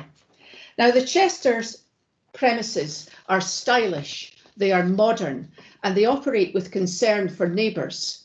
Thousands of pounds have been spent building attractive baffles on the ventilation and air conditioning systems at the kitchen, which of course are at the rear of the premises. This is to prevent those noises and smells from going out into the community. And this has been of advantage to the community. That cost approximately £100,000. The same design principles and care for neighbours will happen. Prior to today's meeting, I had a discussion with Mr. Gow about the complaints with relation to taxis, which you brought up in the last application for our neighbours. My clients have already put onto their website a request that guests seek taxis at the front of the building, so that's on Queen's Road, rather than coming down Queen's Lane. And they will advise guests when they come to events or to dine that that is the preferred option for leaving, to make sure that neighbours are properly looked after. Now, when Mr. Hutchin from the Community Council mentioned congas, Mr. Gow, who's sitting here, as I said, his eyebrows went up. He certainly does not permit congas to happen down the lane. He has no information about anything like that. And to be perfectly truthful, if that did indeed happen, I would very much doubt whether it was at the instigation of this hotel or indeed any other hotel, because one has to have cognizance of the needs of neighbours when running sound premises, which these are. Now, I don't think I have actually put this in, but I really don't think I have to take you through the law because, Convener, you rightly pointed out what licensing boards can deal with. So I will leave that part aside, but as long as it can be noted that I have agreed with what you said previously in terms of legislation which applies to what licensing boards can actually consider. Now, the 45 objections, I believe, were based mostly on a circular letter or email which was sent out by the unfortunately incorrect, as they did pick up on the technical capacity 6,766 and not the actual capacity, which is the same as currently obtained. Now, my clients agree that the Community Council should be praised for their diligence. They're doing their work in terms of what a Community Council should do, but it would have been helpful had they discussed matters with my clients before putting the letter out to actually ascertain what my clients are proposing to do. Now, there are 45 objections. I doubt very much you want me to go through each one, so I have prepared a synopsis of them. Would you be happy for a synopsis, or would you prefer me to go through each one? We can start with a synopsis, and if there's any points that we feel you've missed, Mrs. Hood, we'll certainly bring them up with you. Thank you very much, Convener. I'm most grateful. Now, the synopsis of all the objections relating to the 5 objectives I will deal with first. First of all, there is the capacity misapprehension. There will be no increase in capacity. And I would like to add at this time that there have been no objections as to over provision in terms of licensed premises, the capacity being a slightly different issue to that of over provision. The second part is the external balcony, which will not be holding 652 patrons, but 70. It will shut it, as I said, at 10 o'clock, and last orders will be at 8 o'clock, no music or entertainment, and it will be properly monitored. There are 35 references to noise, but unfortunately there's no evidence whatsoever, bar one occasion which I will get onto, to suggest that noise heard by nearby residents is caused by my clients. Noise could be caused by other people going through the lane. It links a sports facility. Young people tend to go to that. Could be any reason for noise being there. And it is interesting to note that neither the Environmental Health Officer, the Licensing Standards Officer or Police Scotland have objected or raised issues with regard to noise coming from the premises. Now, I would like to describe the incident, which was actually one of human error, and it resulted in the function room window being open. And my clients admit this did cause a noise nuisance for neighbours, but what they have done is they have prepared a complete guidance for staff. They have a checklist which must be checked off each time an event happens to ensure that windows and doors are properly closed so that this type of incident will not happen again. This was not done because I was discussing matters with my client recently. This was done immediately after that complaint was raised, because my clients want to get on with their neighbours. Many of the neighbours actually come in to the premises and they want to have a good relationship with them. And I think it's quite important to note that before we move forward. There are references to litter, mess, glass and beer bottles on the lane. Again, there is no suggestion or evidence rather to suggest that the litter is caused by the actions of my clients or their patrons. In respect of bottles, I brought this up with Mr. Gow at the start, and I said, do you permit people to drink from beer bottles? And he said, absolutely not. We're not running that type of premises. Everything is poured into appropriate glassware and staff are stationed on the premises to make sure that customers don't take glass outside and absolutely not take it outside the whole of the premises. Obviously, they can take glasses outside to sit in the sunshine at tables that are already permitted as part of the licence, but they are not permitted to remove glassware from the premises. So again, there is no evidence that any of this litter, mess or glass or beer bottles has been created by my clients. There are 20 references to antisocial behaviour. Again, these appear to be speculative and based on fears of the near 7,000 capacity. There is no evidence whatsoever of any antisocial behaviour coming from the premises caused by my clients or its patrons. If my clients had somebody in the premises who was behaving badly, they would deal with it appropriately, and if it was unable to be dealt with by staff, they would immediately call the police. That is how these matters work. There is no proposed increase in music or events other than those that are already permitted by the current licence, and apart from the one incident which I have stated, there is no evidence that events have been causing any difficulty. And there will be no entertainment or music permitted on the balcony. Again, there are references to noise, but apart from that occasion, nothing has been shown. One person mentioned fireworks. I thought this was a bit peculiar in the centre of town, and again I spoke to Mr. Gow and he said fireworks have never been permitted by clients on these premises. So if fireworks are disturbing people, and I can't imagine the next door premises would permit it either, I am sure that they would be coming from private gardens. There are 7 references to off sales. However, these are already permitted within the current licence, and as your honours know, they stop at 10 o'clock at night. There is one reference to smokers disturbing people. So again, I wanted to have a look at where people were allowed to smoke. At the moment, if they're in the front of the premises, they're required to go onto Queen's Road itself. At the rear of the premises, however, they are in a sort of alcovey bit to the side of the office building at the area where the function room stairs come down. And I think it would be highly unlikely if smoke could drift from these premises several hundred yards up the lane and into people's gardens and then into their houses. So again, I think this is unlikely to be something which is caused by my clients.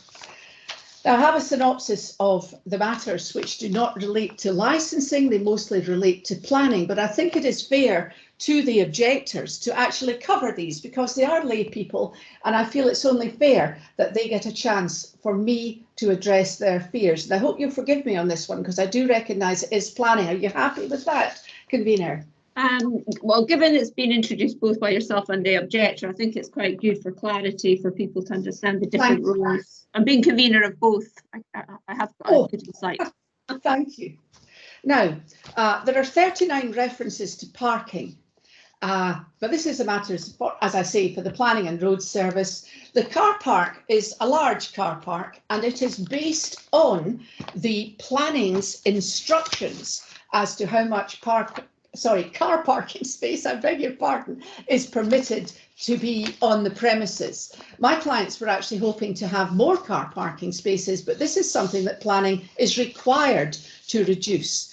As I have said, with regard to taxis, my clients have already put a notice on their website and will advise customers that taxis should come to the front of the building, and Mr. Gow has undertaken that he will contact taxi companies within the city to suggest that they come to the front of the building on Queen's Road so that that actually can be complied with. Other clients have done this in different areas, and it has proven to be successful when taxi noise has been an issue.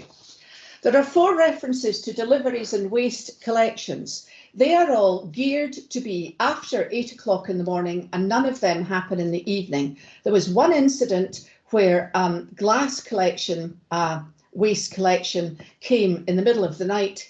My clients immediately dealt with the matter with the company, and that has never happened since.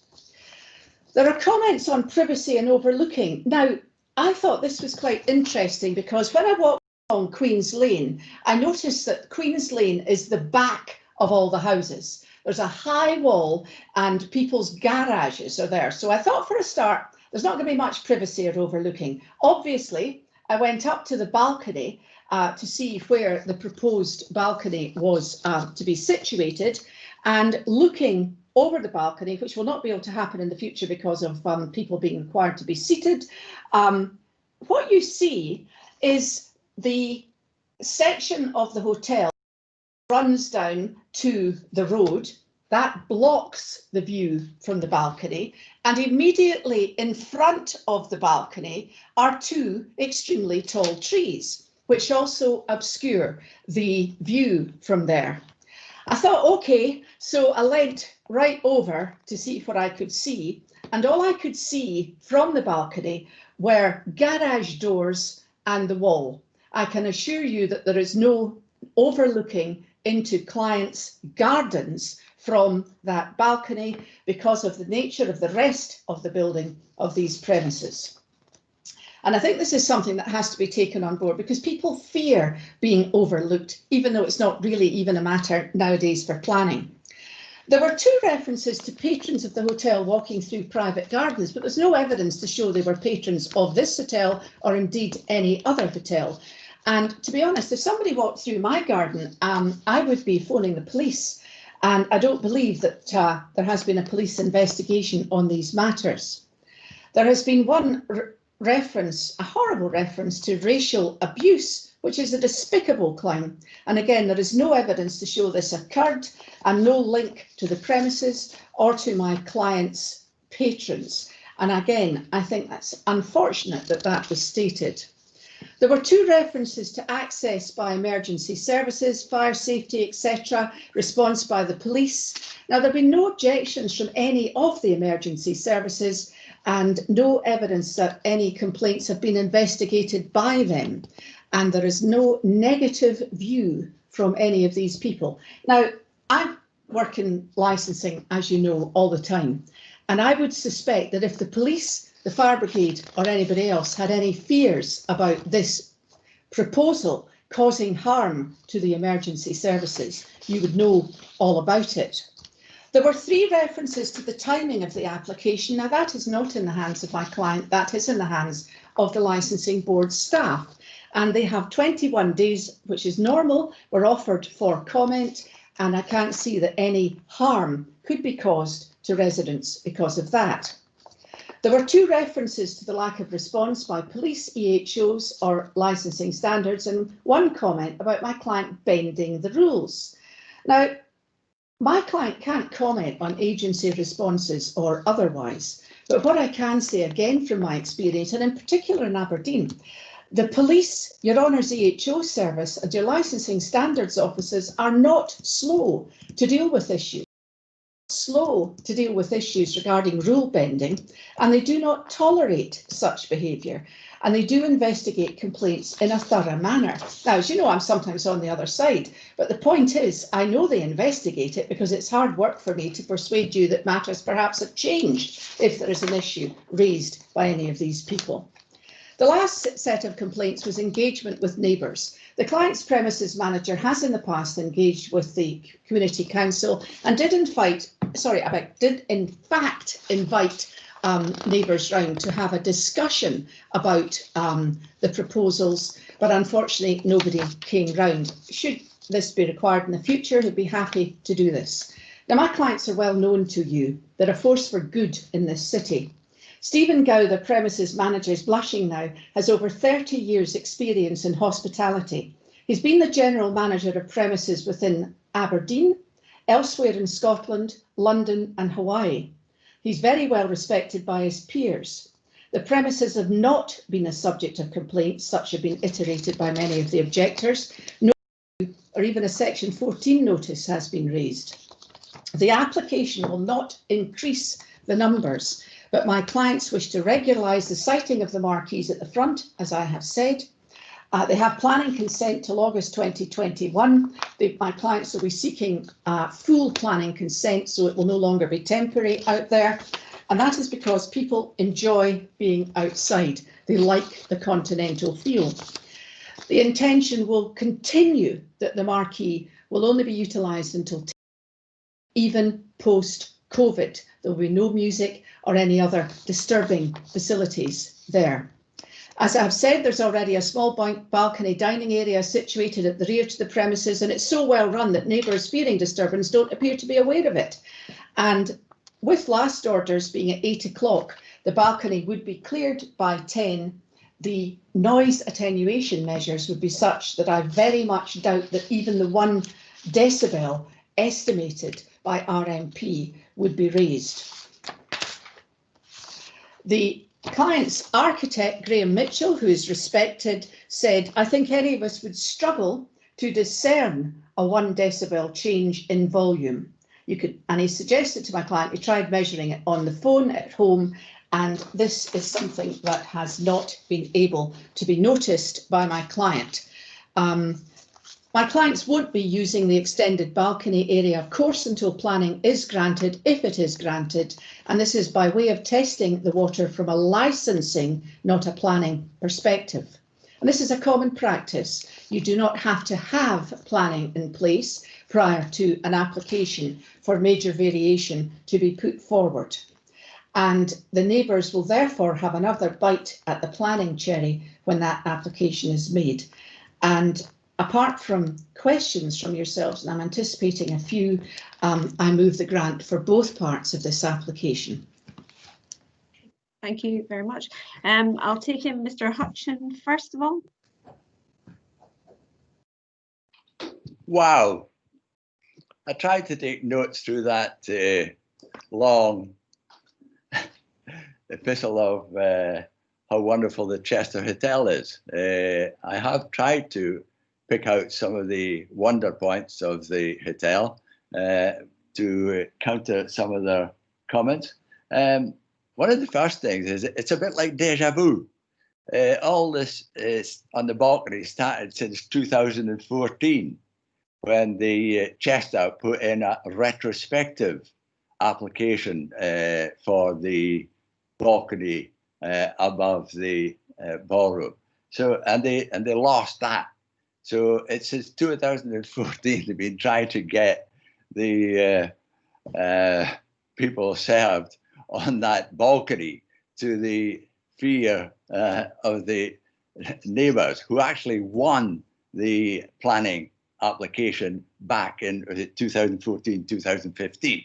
Now, I see you about to comment, convener, but I was just going to say to Mrs. Hood, because obviously I allowed her to indulge in touching on the planning. So if we could then, if you keep, you can touch on the planning, but if you could actually make your relevant comments to Well, the I'm license. just replying to the comments made by your previous speaker. That's why I'm emphasising to Mrs. Sood that I obviously gave Thank her you. the discretion. Thank you, convener. So anyway, so we'll forget the retrospective applications and the certificate of lawfulness and even the letter from planning, asking them to be considerate in their applications. But there's a number of things as well, because they said that Community Council, sent out this letter to all the neighbours. I didn't.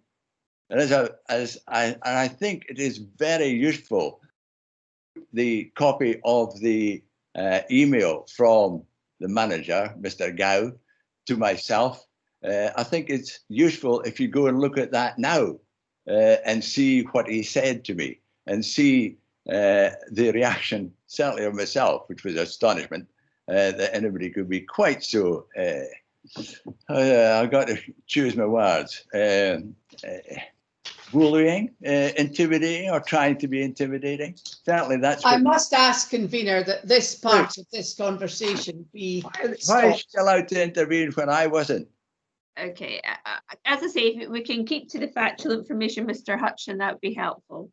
Well, she mentioned in the submission that there was a letter from the Community Council to which Mr. Gow objected. That is not the case. She is wrong and Mr. Gow is wrong. I did not put out that letter which went round the neighbours. So that is incorrect.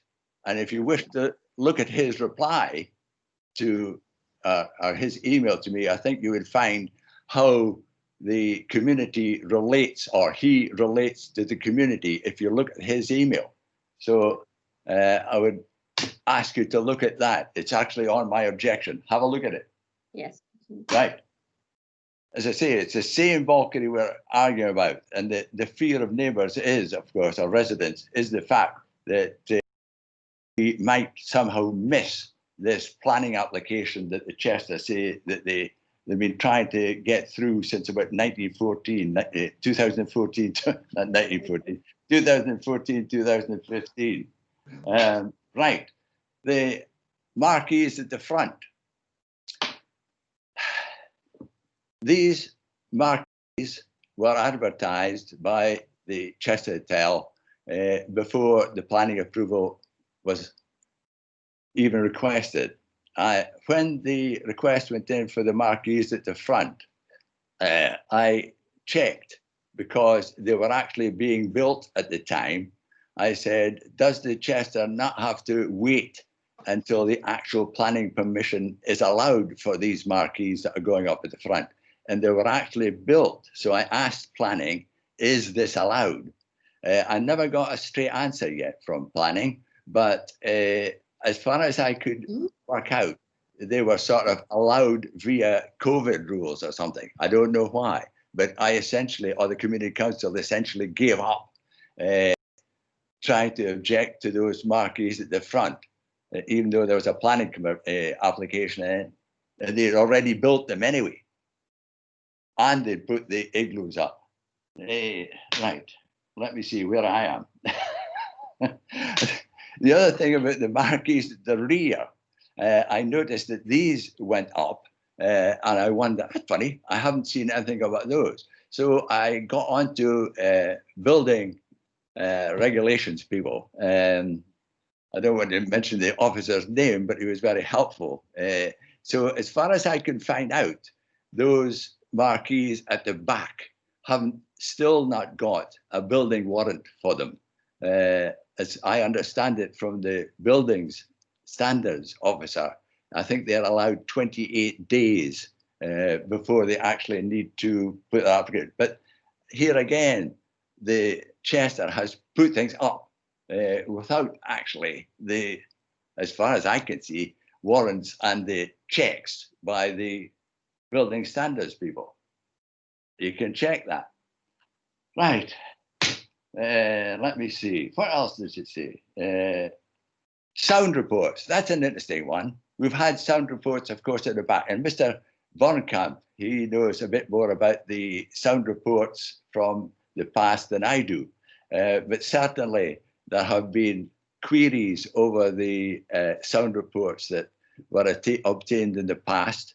And in fact, I think Mr. Vorenkamp himself got sound reports done to actually verify the information coming from the Chester was actually accurate. But as I repeat, I think Mr. Vorenkamp knows more about that than I do. I've talked already about, because I went round myself just to see what was happening. Hello, why are these marquees going up at the rear of the hotel? What's going on here? So anyway, went round after 10 o'clock, I repeat, after 10 o'clock to the back lane. I live not far away. So I went round to the back lane to see what's going on there with these marquees at the rear. And there I saw, as I say, the people coming out and noise and filling taxis, boom, crash, doors. And I went up to the marquees themselves to see what was happening there. And all I knew is that there was people sitting in the marquees after 10 o'clock. Not a lot after, but sitting in the marquees after 10 o'clock, being attended to by people from the hotel. I don't know what they were saying or what was going on, but they're certainly sitting in the marquees at the back after 10 o'clock. Saw them with my own eyes. Right, let me see. What else? I just can't believe that list that was slung at me. Mr. Hutchin, can you talk about your letter? I will. Thank you. Right. We have had a visit, a community council that is, from the manager a little while back, that we had a meeting, and I think it was agreed at the end of the meeting, or certainly by me, which essentially said, I think we've just got to accept that the view of the Chester Hotel and the community council and the residents round about are significantly different. We, as we see it, there's not a number of people trying to be, and more people trying to be shoehorned in to an area, in a residential area, that it is not suitable to have a large, noisy hotel in. I mean, they're just trying to, as I say, put more and more people, more and more activities into an area that was in a quiet residential zone, the West End. Right, let me see.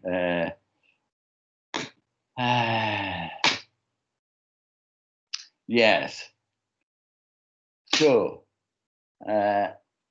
yes, and of course, that is the other point I made with the other hotel, that when I went round to the back lane to see what was happening, the people were coming out of the rear of the hotel into the back lane. And as I think I saw in the list of considerations that licensing board should take into account at the last Chester application, that's one of the things that they should really have to be thinking about, which is trying to organize the people as they exit from the hotel, get it organized so that the people are not just spilling out willy-nilly into the back lane under their own vocation, whatever they wish to do. It should definitely be organized so that people are not marshaled, but at least advised more thoughtfully as to how they should be exiting from that hotel. I'll leave it at that at the moment. I tried to write down the notes as it went, but it was difficult. There was so much thrown at me there. But I'll try and pick up again as this meeting goes on. I'll leave it at that there at the moment. Thanks. Could I now invite Mr. Vonderkap to speak to his letter?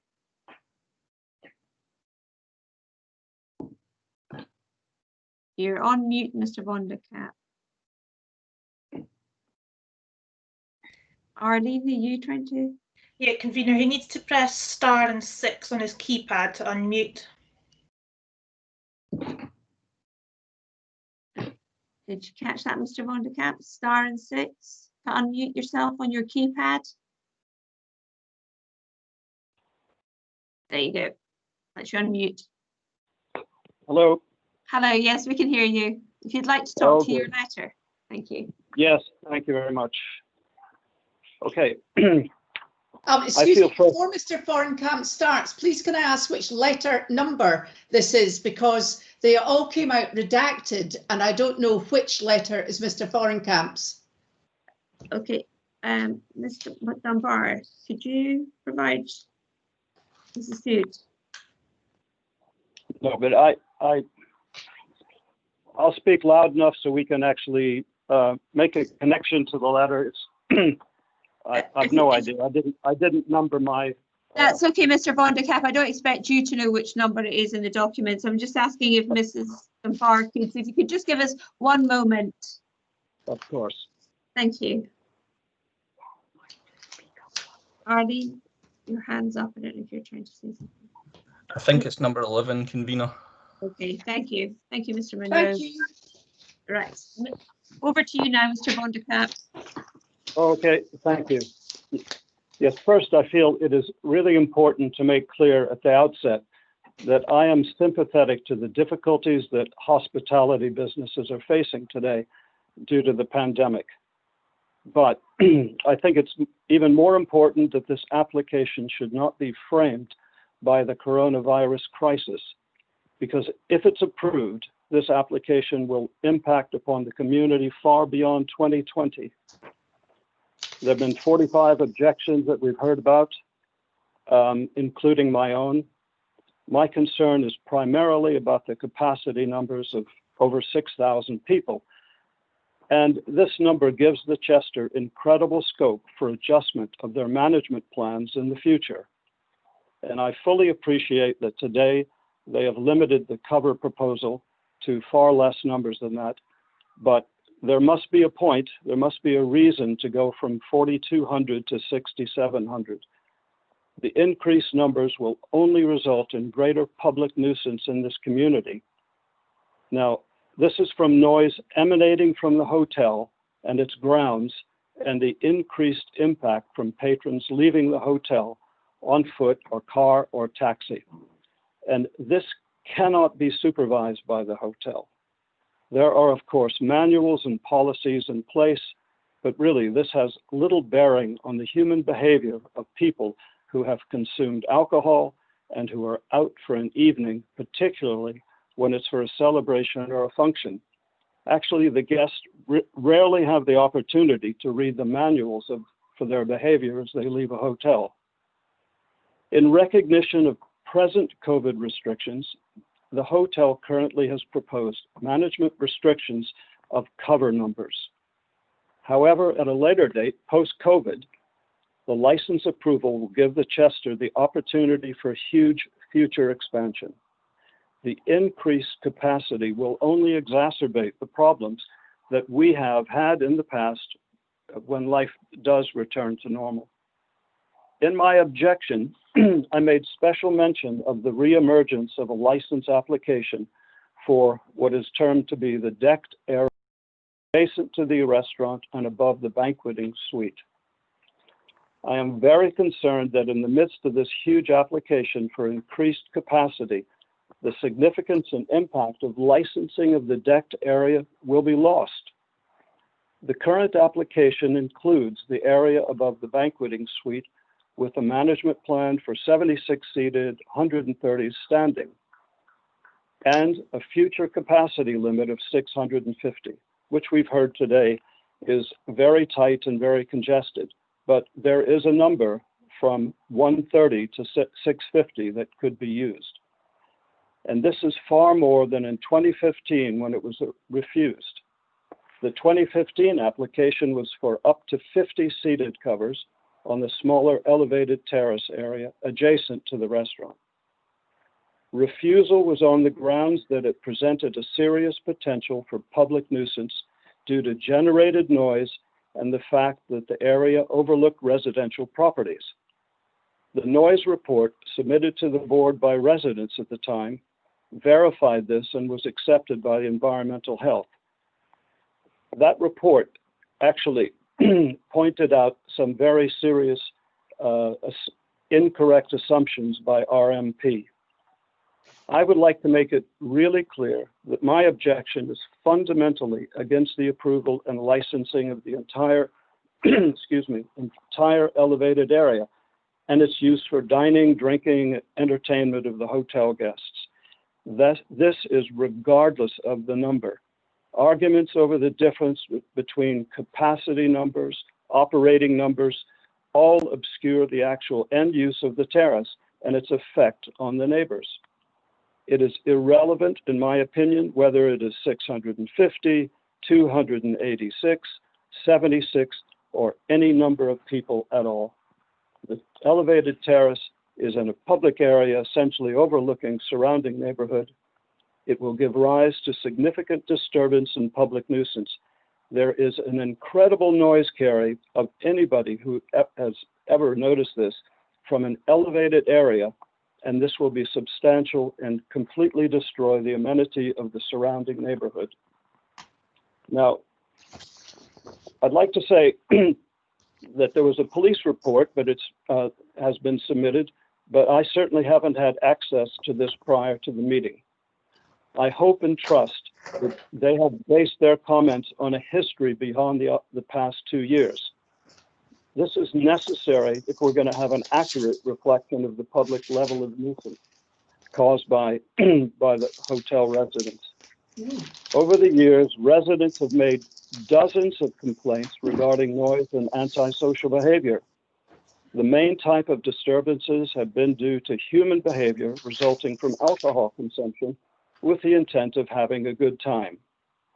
This results in mid-level noise, rude behavior, shouting, laughing, loud banter, loud arguments that are punctuated with profanity. It's this type of behavior that is impossible to regulate or monitor. The police do not and will not respond to incidents unless there is physical violence or property destruction. We know this as residents. The result is that the residents have had to endure the ongoing sporadic flare-ups of noise throughout the evening and into the night. Residents have actually come to welcome bad weather forecasts for the weekend because this results in customers staying inside the hotel and therefore a reduction in noise. But it's not always. In the summer, we are often disturbed by loud music from the function room. This in the past has been made worse by open doors and windows, which staff have explained to me personally are necessary because the guests are too warm. On one occasion, it was proposed to me that they would ask the band to turn down the bass. That was delightful at 1 in the morning. After the function, guests congregate in the gardens for up to 2 a.m. talking loudly. I know they're not being served alcohol, but the residual effects of their excitement of the function just goes on. There's been a welcome lack of disturbance over the past 2 years due to the combination of factors. And this was mentioned by Mr. Gow in his letter to Queen's Cross. The outdoor dining is actually taking place under cover of a tented area or a plastic igloo. And the other reasons are the number of guests have been drastically reduced. There's also a 10 p.m. close and the very tight restrictions on movement of guests who are, of course, asked to remain at their table and not wander about socializing. All of these factors have helped to create an atmosphere of moderation, which we welcome. Lastly, all the activity in the function suite has been suspended for some time due to for over a year of renovations and of course now followed by COVID restrictions.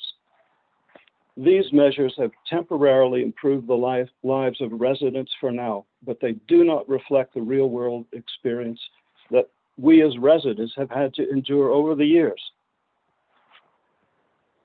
And I would also like to say, I wasn't going to put this in, and maybe this will be, it's not appropriate for me to comment, but I noticed in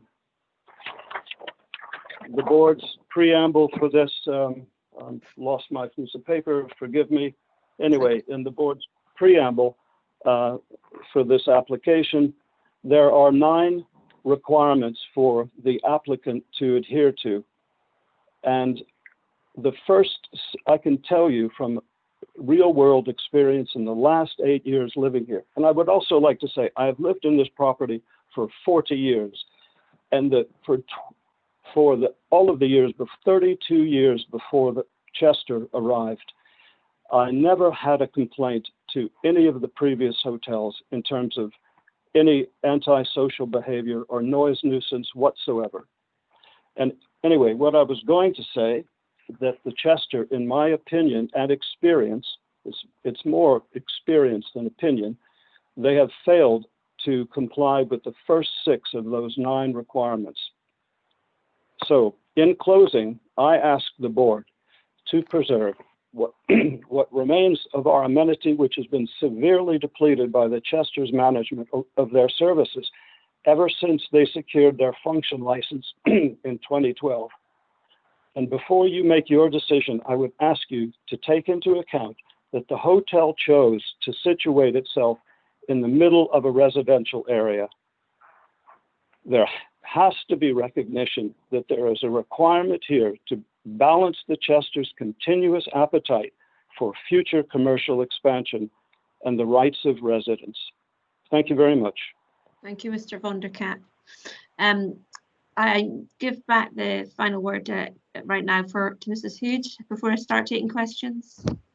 Thank you very much. I apologise to the Community Council because I had believed that the letter suggesting that neighbours actually put in an objection had come from them. I accept Mr. Hutchins' word that it did not come from them, so I apologise for that, but it was certainly circulated, a letter from somebody was certainly circulated around neighbours suggesting that these premises were going to increase by to 6,766 people. Now, as I've said, there's actually going to be no increase whatsoever in the number of people coming to the premises.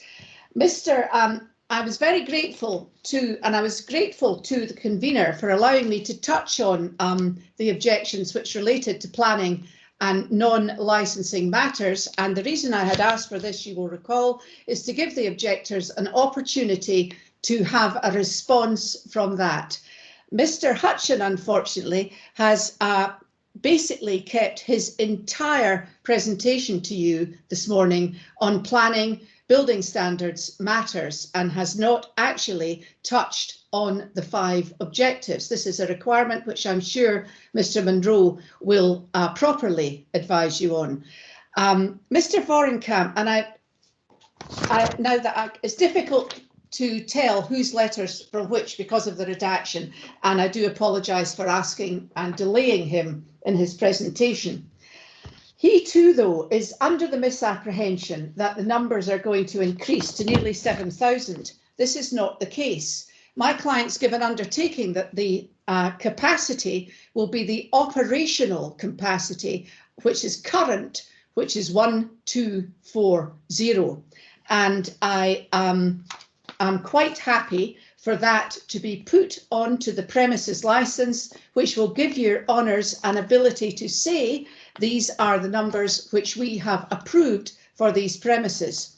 When I look at the current licence, and I am surprised at this, the current capacity appears to be 4,800. So I said to my client, can you ever get that number of people into the hotel? And they just laughed at me, and I knew that that was an impossibility.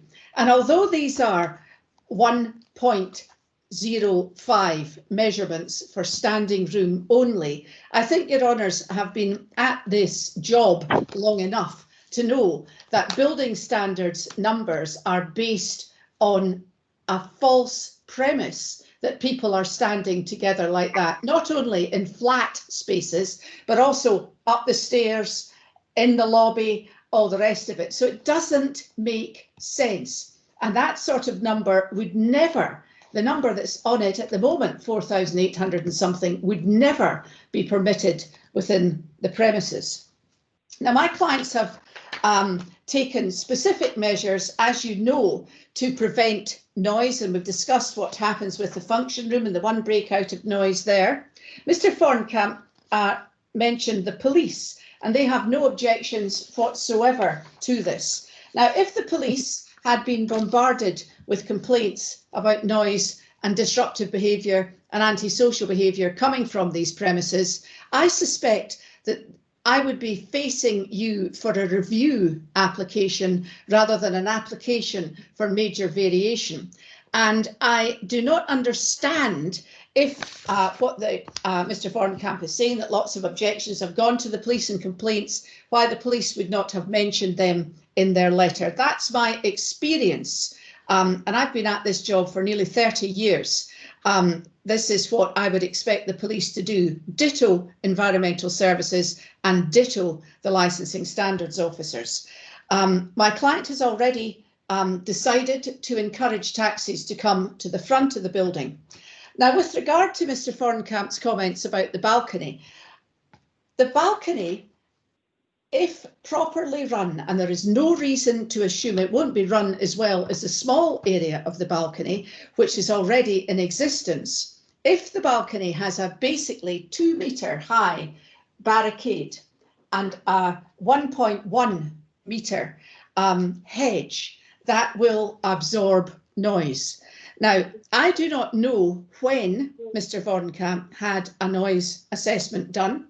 I haven't seen sight of any noise assessment that he has had done, nor have I any evidence that he has done this in the past. He may indeed have done it. I'm not calling him a liar, but what I'm saying is I haven't seen this, nor has this been brought to my attention, which it should have been if this is what he is attempting to rely on. And despite the fact Mr. Vornkamp is a lay person, he is obviously not a lay person who doesn't have either resource or intelligence. And I would have thought that would be something which should have been put before my clients so I could have properly considered.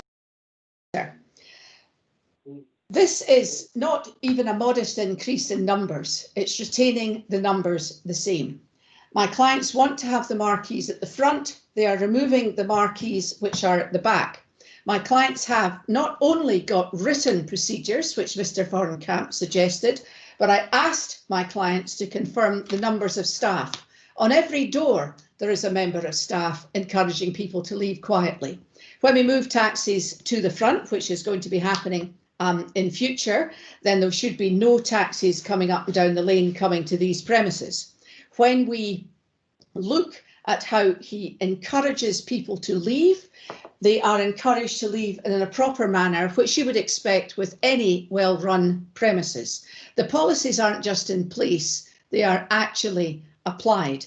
And there is no evidence being put before your honours that any noise that people are complaining about actually comes from these premises. Queen's Lane is a public lane and people not connected with these premises can walk up and down it from various other places within the community. Now, I'm not going to do my summing up just now until invited to do so after questions. Thank you. Thank you, Mrs. Hood. Councillor Cameron, sorry, Mr. Vonderkamp and Mr. Hutchinson, I can't take you in at the moment. We're going back to questions for members. Councillor Cameron, I saw your hand very quickly up. Thank you very much, convener. You're probably going to guess where I'm coming from. Yeah. We were presented with papers that had these huge numbers on them. And Mrs. Hood has made it relatively clear that the current number on the operating plan is 1240 and that there is no intention of asking for any extension in that. So I suppose my question is the number that is going to be in the operating plan 1240, and that will be the total number that is being requested for the increased footprint of the licensed premises? Mrs. Hood? Yes, that is absolutely correct. The number on, and I can tell you this just now because I looked at it, the number on the actual license is 4,800 and something. That has never been the numbers of people that come in here, and the operating capacity is 1240. And my clients want that number put on to the premises license, which in actual fact would appear to be a reduction, but it's not a reduction because that's what they've been operating to. Councillor Cameron, would you like to hear from Mr. Kidd, just from building standards? Would that help? I'd like to hear from Mr. Kidd and also, excuse me, Mr. Monroe, to make sure that if that is what happens, that it will be what will be happening going forward. Okay. Well, Mr. Kidd, do you want to confirm first that is, and then Mr. Monroe, if you could then confirm the second part. Yeah, just to confirm that the larger figures, the 400 odd, the 4,000 odd, and the 6,766 figures are based directly off the handbook and how you look at capacity. And in some ways, in terms of the handbook, that's to do with things like the width of escapes and the number of escapes you require from a building for the capacity. So that's where that comes from, and that's lifted directly out of the handbook. The actual operating numbers of the 1270 or 1240 would be a decision for licensing it. That's out with building standards remit. Okay, thank you, Mr. Kidd. Mr. Monroe.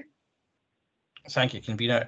Yes, this pretty much goes back to what I said at the previous one. As I said, technical figures can create a completely unrealistic and misleading picture, to be perfectly honest. And this is a prime example of that. So if this was reduced on paper to the 1,240, then yes, that would go into the premises licence.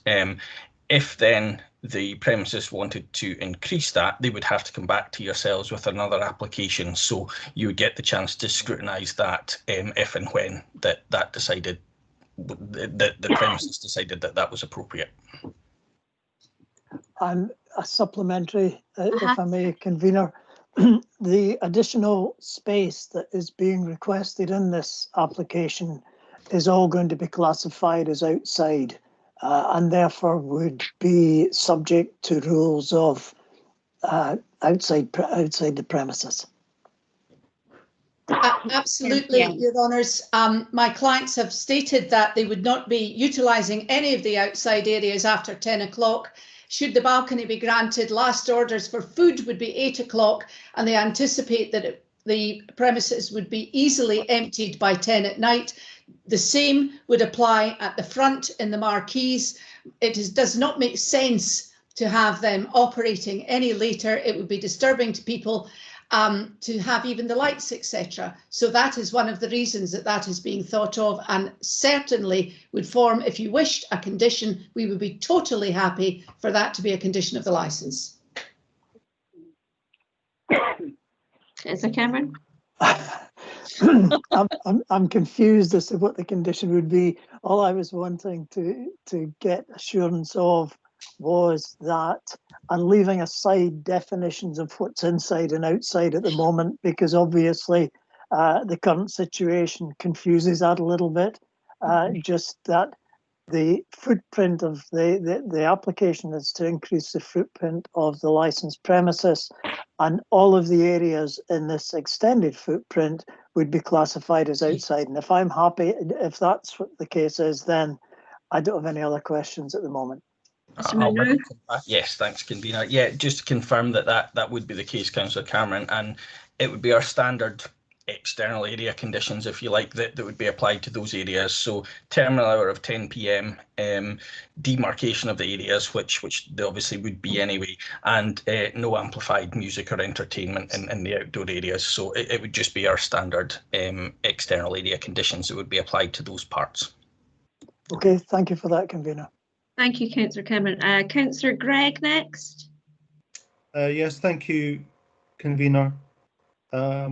Yeah, clearly it's very confusing and conflicting to have these figures being provided. It's quite disruptive to consider the application with these regrettable misleading figures. But I wanted to ask about the current licensed areas. So in the application, we're looking at two licensed areas. The one is at the front and one is the elevated decked area. What are the existing licensing arrangements for both? Are they being are they being regulated by occasional licenses or what other means? What's the current? What are the current?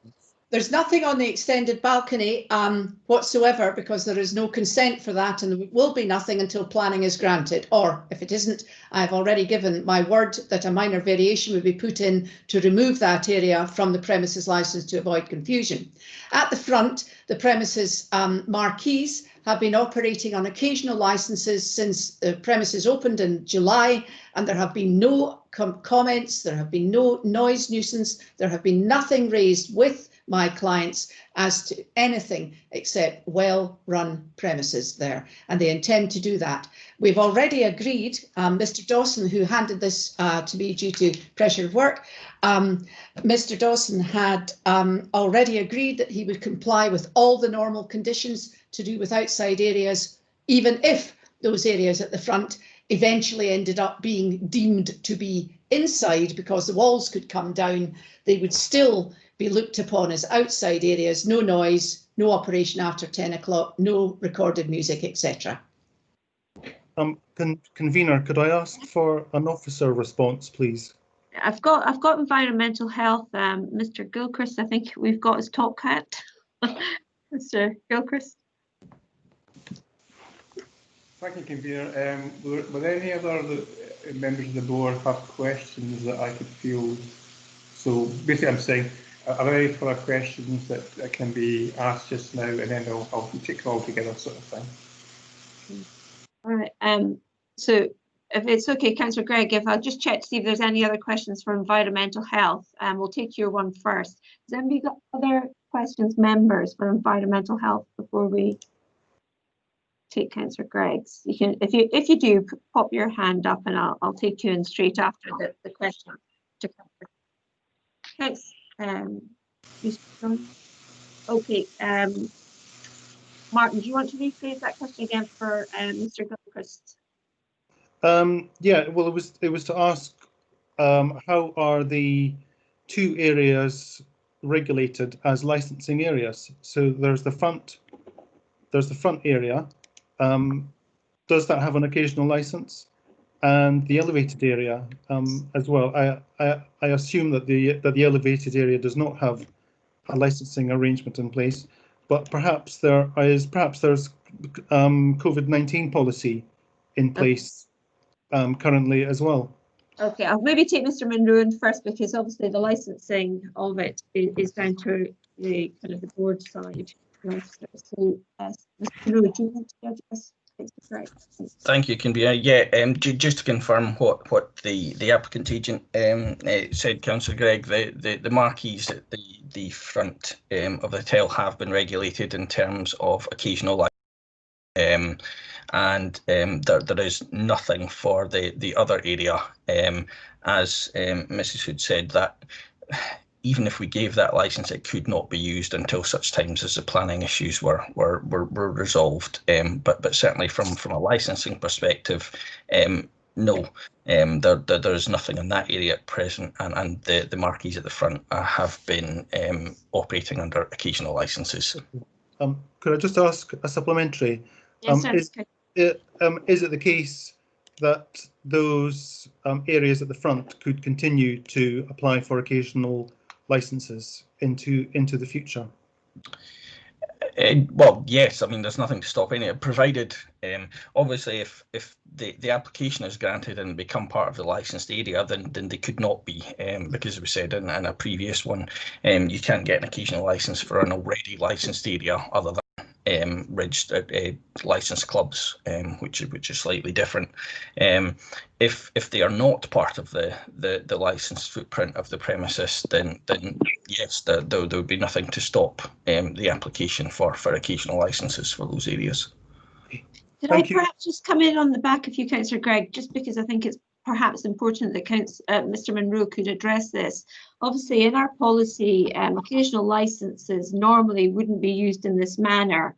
But you are right, Councillor Gregg, when you alluded to, is there a COVID angle around the way occasional licenses are being used? Mr. Munro, could you perhaps maybe just elaborate a little bit on that? Yes, Thanks, convener. Yeah, in terms of the board's policy statement, as you'll all be aware, there's a presumption against a series of occasional licenses for something that's intended to be used long term, where we have said a major variation is the appropriate mechanism for that, which is obviously what the applicant has done. We have at the moment disregarded that part of the policy statement simply because of the COVID-19 position. That's the one sort of relaxation of the board's policy that we've tried to allow a series of occasional licenses for things that we normally wouldn't, simply because of the current situation. But certainly, yes, in terms of the board's policy statement, it does say that if an area is intended to be used long term, then occasional licenses should not be the method of doing that. It should be a major variation or indeed a premises license application if there isn't a premises license in place. Again, I think it might be helpful as well, Mr. Munro, to, I suppose, indicate why, other than the fact it was COVID, that that we were asked to give consideration to being more flexible, provide this, because I think it needs to be seen in the wider context. It's not just Aberdeen City Council choosing our board doing this. Yeah, well, again, it was the general guidance, obviously, that came out from the Scottish Government, just advising that, obviously, to help businesses operate, particularly when the interior parts were closed, particularly in order to allow businesses that could use some space temporarily that they maybe wouldn't ordinarily use, to do so. So that was obviously the starting point. We looked at the policy statement, and obviously that was one area where we felt that we could relax it a little bit without removing any of the scrutiny or what have you that goes with applications. So the overriding point remains, if it's to be used in the long term, obviously we'd prefer it to be properly licensed, because as Mr McGowan said in an earlier application, it gives the board a degree of control over the areas which you don't otherwise have, because it brings them under the license. You've said yourself earlier on, we can't review an occasional license. So if an occasional license is there, it's there. There's very little the board can do. Whereas if the outdoor areas are part of the premises licence, then it does bring in enforcement powers, it does bring review powers, etc. if things are problematic. Does that help you, Councillor Gregg? Yeah, that's really helpful. I appreciate that. Thank you. Okay, thank you. Have you any other questions at the moment? No, that's it. Thank you. Councillor Townsend, you've been waiting patiently. Thank you, convener. Just for clarity, I'd like to cover a point with Mrs. Hood. She quite rightly told us to disregard the incredible figures of 4,278, 6,766, and she quoted 1,240. And I think I recall she put forward on behalf of the applicant that these numbers would be retained, 1,240. But that's absolutely correct, Councillor Townsend. No intention of increasing the capacity. It is merely, I think, as Mr. Munro said, it is spreading into the front and hopefully into the elevated area. So if I just continue to finish that, you're looking to increase the space, but not only increase the space, but increase the quality of the space, and to cover what's been said by others, that by doing this could have a knock-on effect of improving the quality of behaviour of the clientele. Is that correct?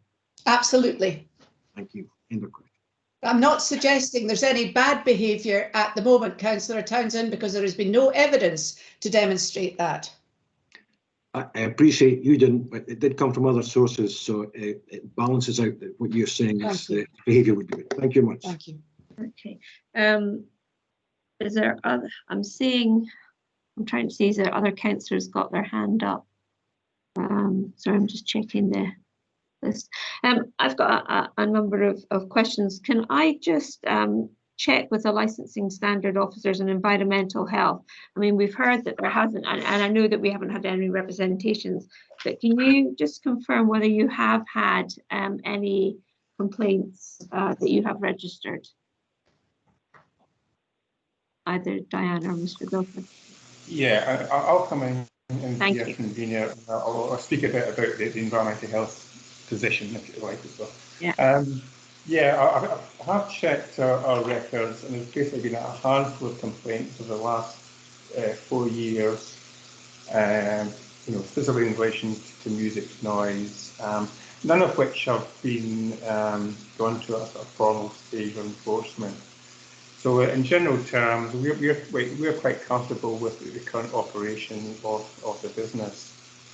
In terms of this application, I'm kind of reassured by Mrs. Hood that the numbers of potential capacity is not going to increase.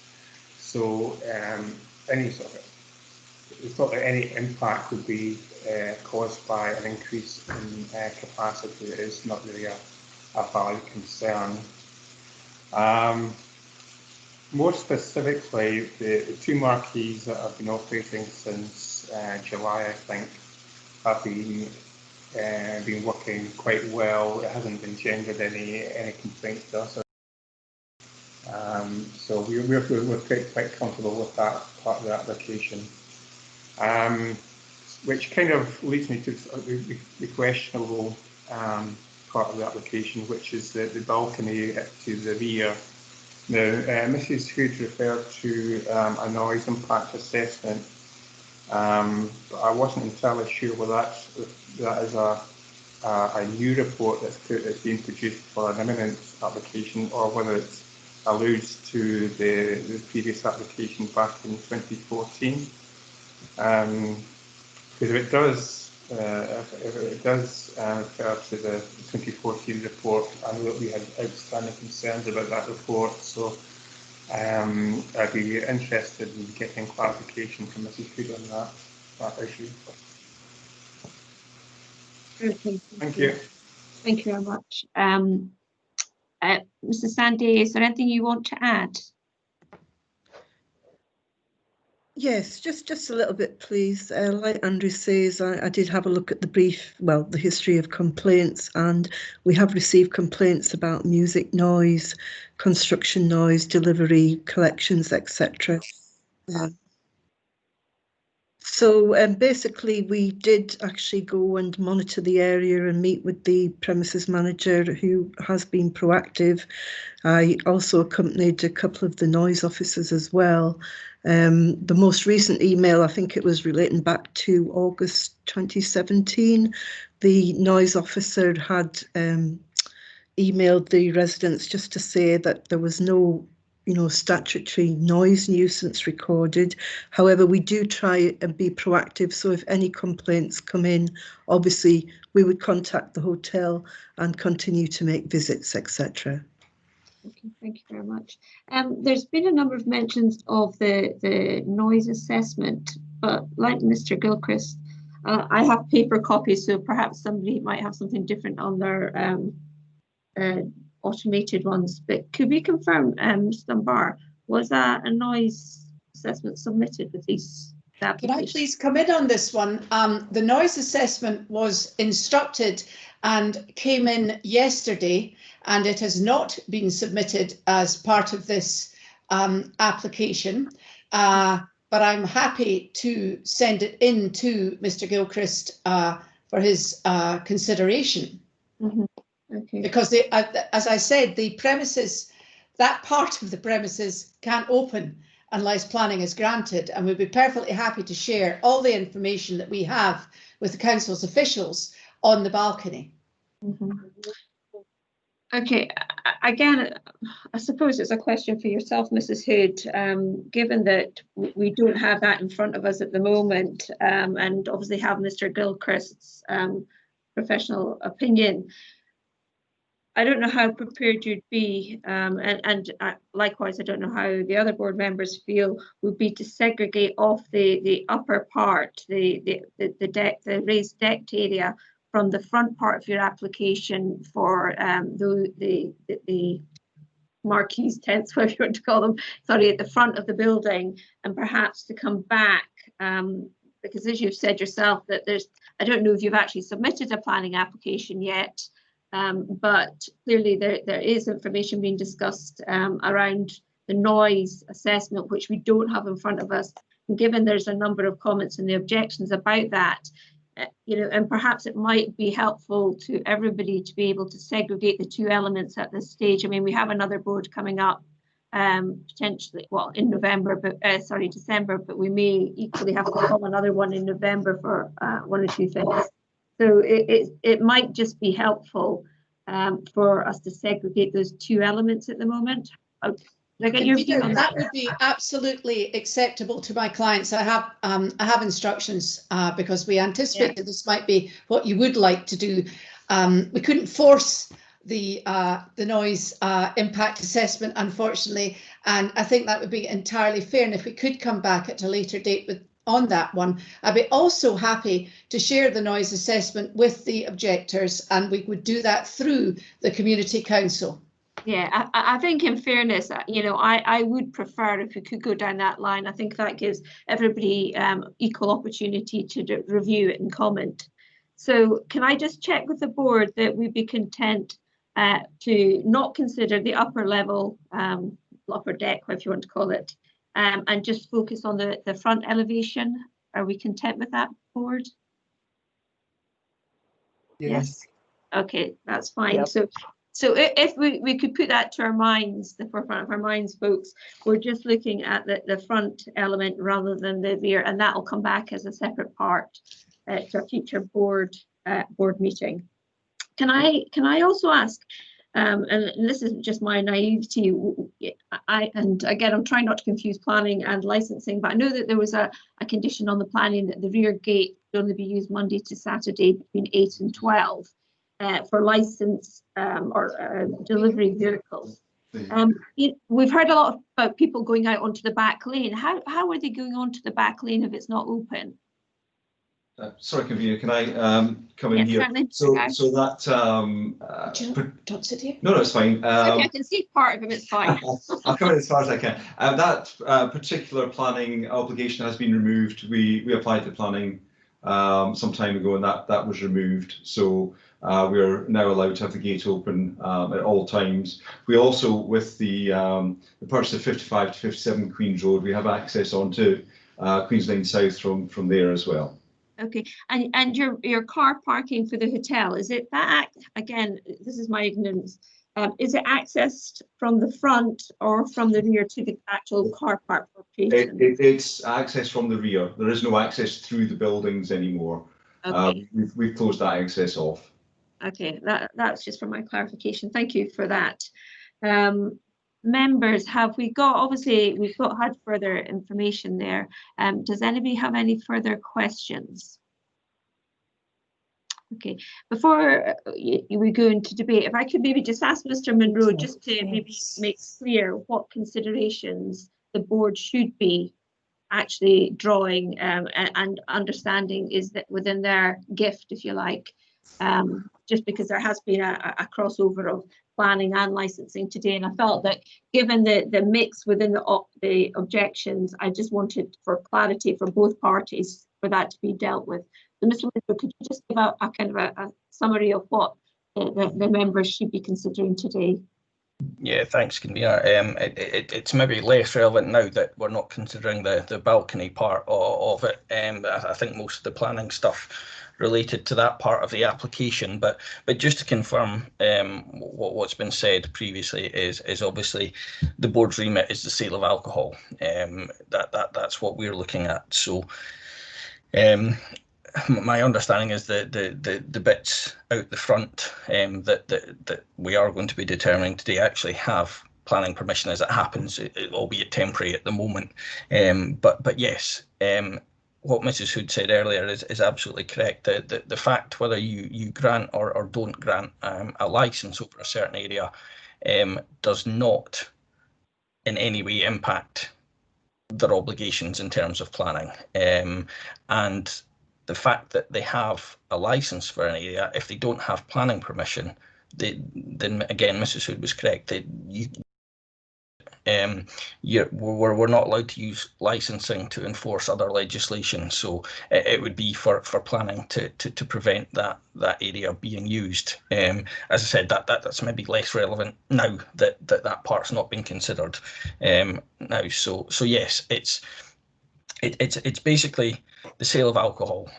So it's the two areas at the front and the sale of alcohol in those areas, and whether there's public nuisance or what have you, and whether the conditions that we're adding are sufficient to mitigate that. So again, it's our standard external area conditions in terms of terminal hour of 10 p.m, no amplified music or entertainment, and well, the third one's usually it has to be demarcated, but that's obviously that's going to be in place anyway. Okay, thank you, Mr. Munro. Members, does that give you enough clarification, or have any of you got any questions that you'd like to ask Mr. Munro before we go into discuss the application further? No, leave your hands. Okay.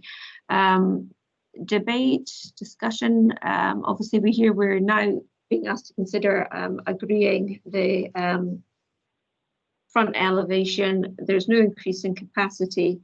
Are we happy to agree this variation?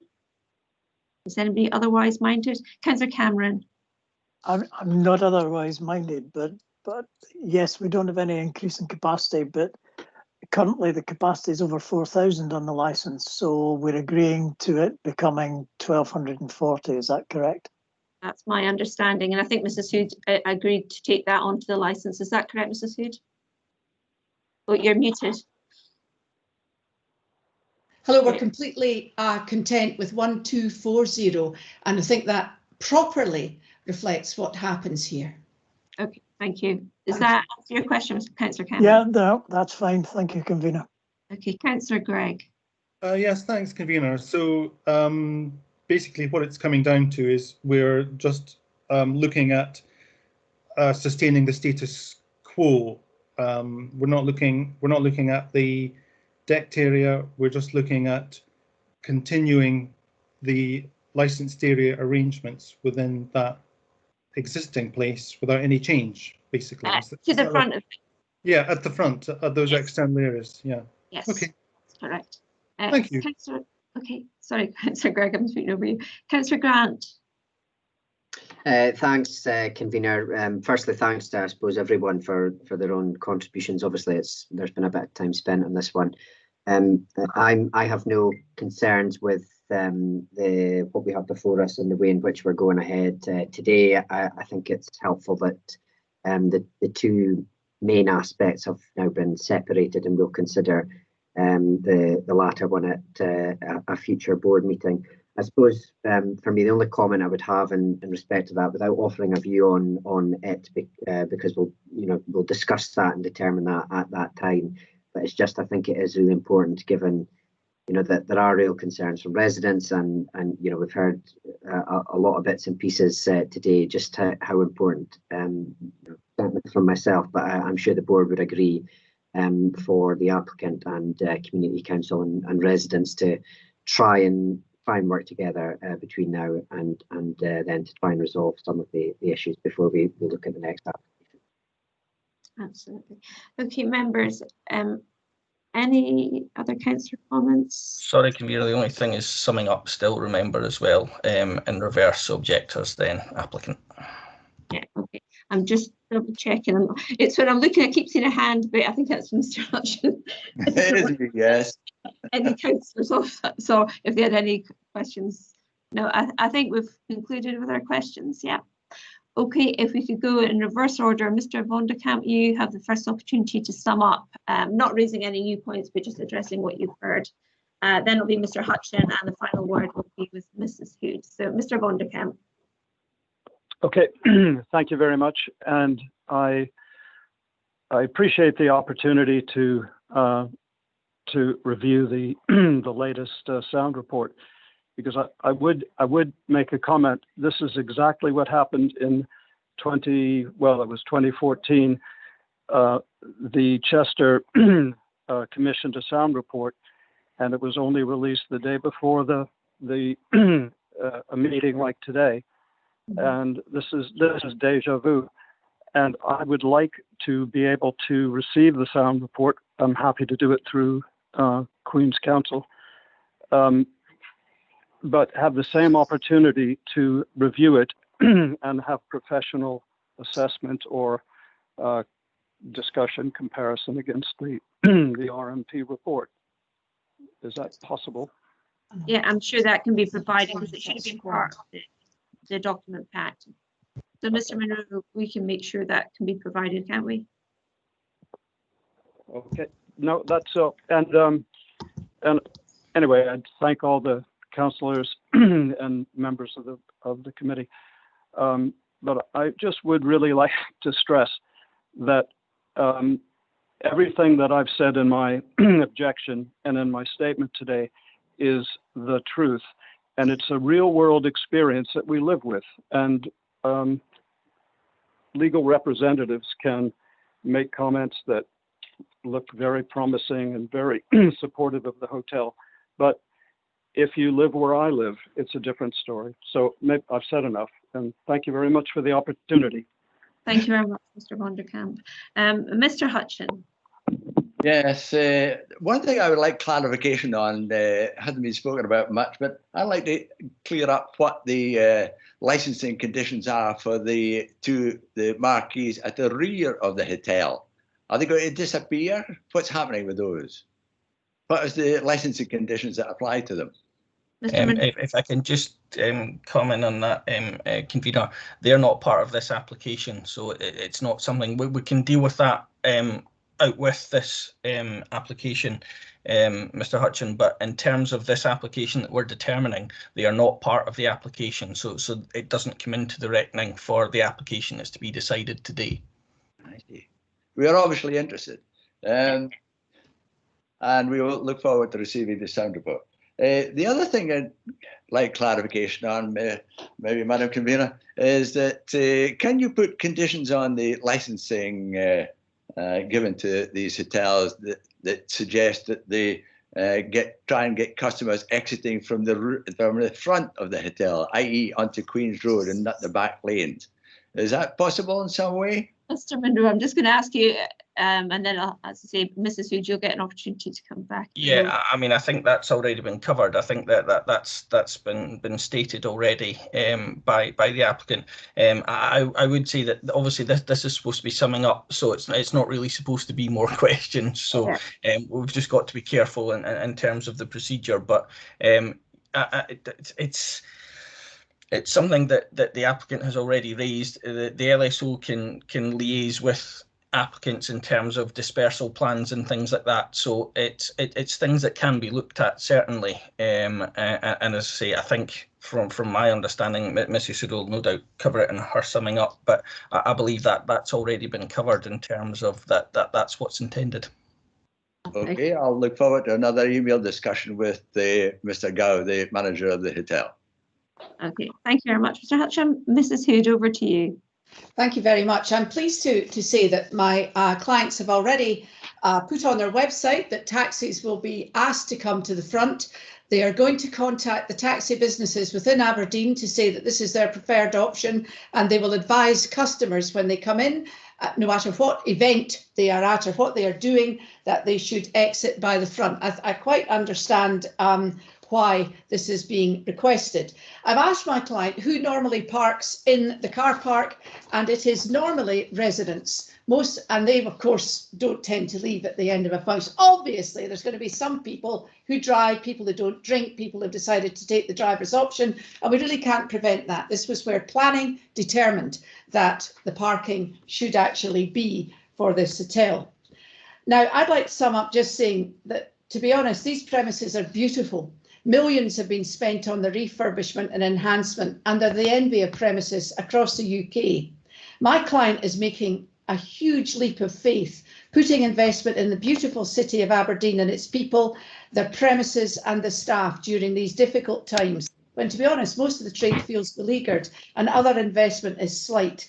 My clients will certainly work with residents. They are happy not only to share the noise report, but happy to discuss it. It might be difficult for having 45 people here, but obviously Mr. Hutchin and Mr. van der Kamp are people who wish to discuss this, and perhaps we could have a meeting with myself, with the noise experts, with obviously Mr. Gow, Mr. Hutchin and Mr. van der Kamp to go over this. My client has said, given it does take time to get a noise report, they would be happy to allow further time to happen with regard to the balcony, to make sure that Mr. van der Kamp has time, one, to assess the report, and two, as he said, he may wish to seek his own report. And I hope your honours would be with us on this one to allow this to perhaps roll forward until that has actually occurred, because I think that's only fair.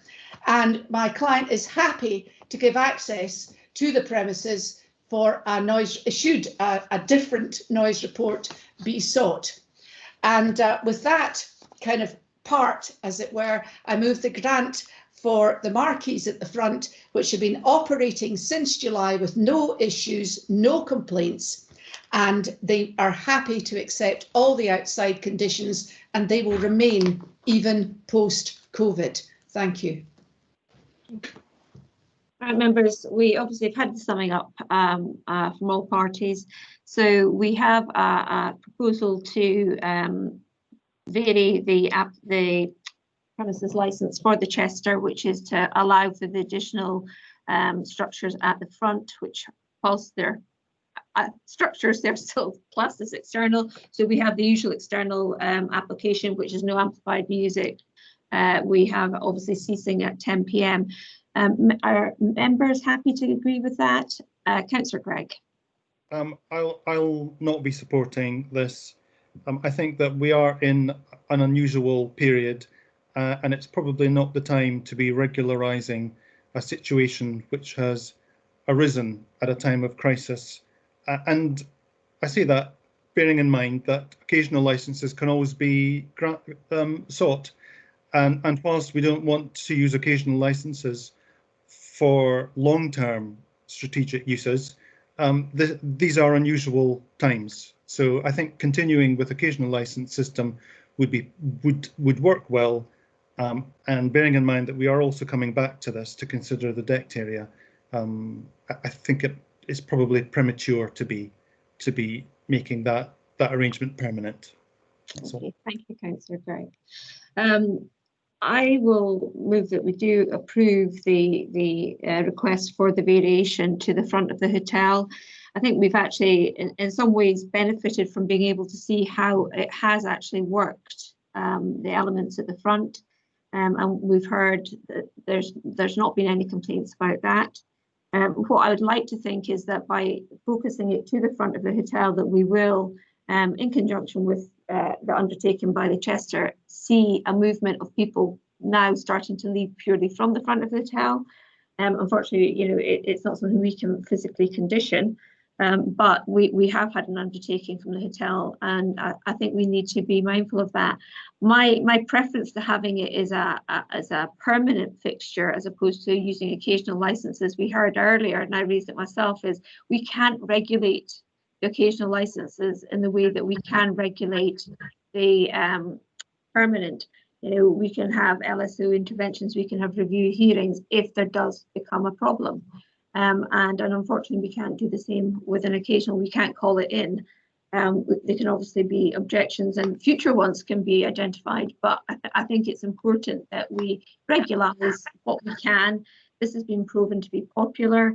And I think a lot of the objections were obviously rooted around what they believed was going to be a huge increase in numbers, and I absolutely understand that. And I do think there's work to be done around the rear of the hotel. And again, we've heard an undertaking, and I would certainly ask Mrs. Sandy to involve herself, which, you know, I know that she will happily do, from a licensing standards officers to act as a mediator or try and resolve any outstanding issues that, you know, I think would be for benefits of all parties involved, because what we want is we want a positive experience for the users, but importantly, we want to have a positive experience for residents who are living there, because we have heard that it is predominantly residential area. We have had a hotel there in the past, you know, and I think there are clearly elements that are still outstanding that are upsetting residents, and I'm sure that with the best goodwill on both sides, perhaps we can try and address that. We might not be able to completely remove it, but at least if we put our best foot forward, that we may be able to have some sort of interventions that will give a bit of peace to the residents, because I absolutely understand how your amenity can be disintegrated, if you like, by activities that you find is affecting you negatively. But I think we heard from Mrs. Hood, we can't just assume all the noise from the rear lane is directly at the foot of the Chester Hotel. So I think if we continue to have that dialogue, and I certainly have had an undertaking from Mrs. Sandy on the chat that she's happy to be involved, I think we can move forward. So I think that's really it.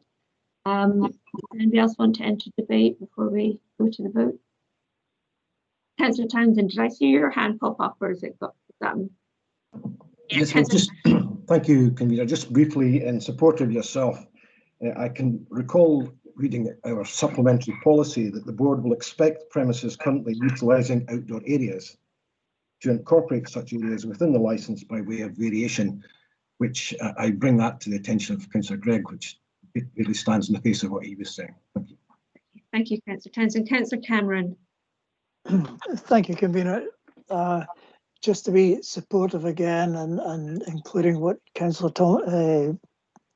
Townsend said, my concerns on reading the papers initially were these horrendous numbers.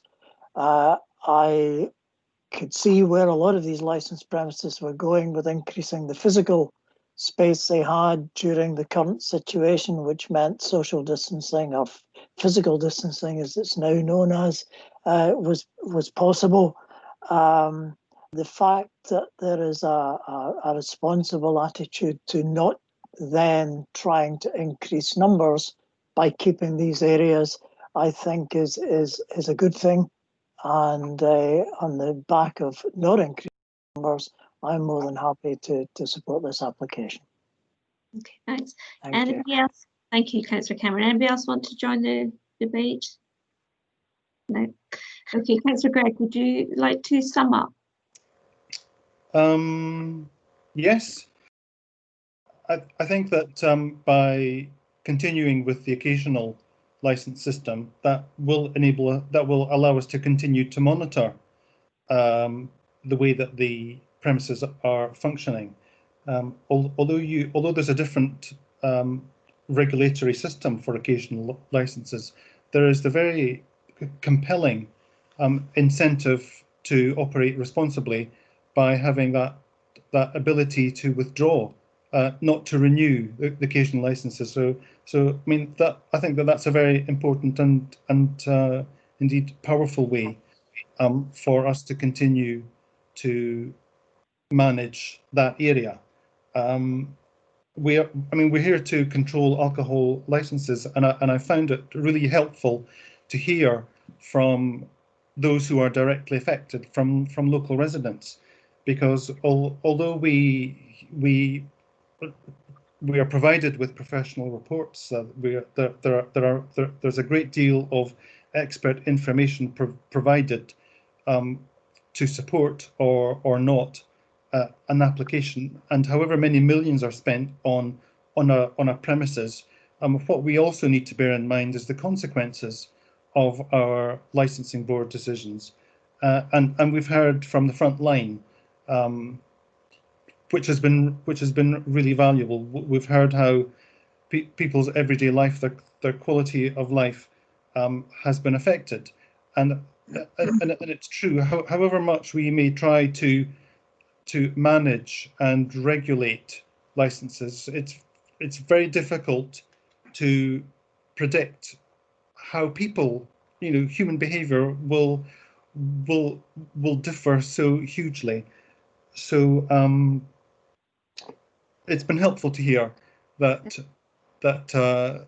there have been disturbances and problems from customers, and that's something that we need to bear in mind. I think that very positive dialogue and indeed partnership between the premises and the community council and residents, that's something that gives a great deal of hope for the future. There's going to be a good dialogue in the future, so that's welcome. Thank you. Thank you, Councillor Greig. As I say, you know, I have an understanding for the residents that, you know, there's nothing worse than having your immunity, your home life disrupted to a point that, you know, feels intolerable. However, what we have to be mindful of is being able to evidence where that nuisance is coming from.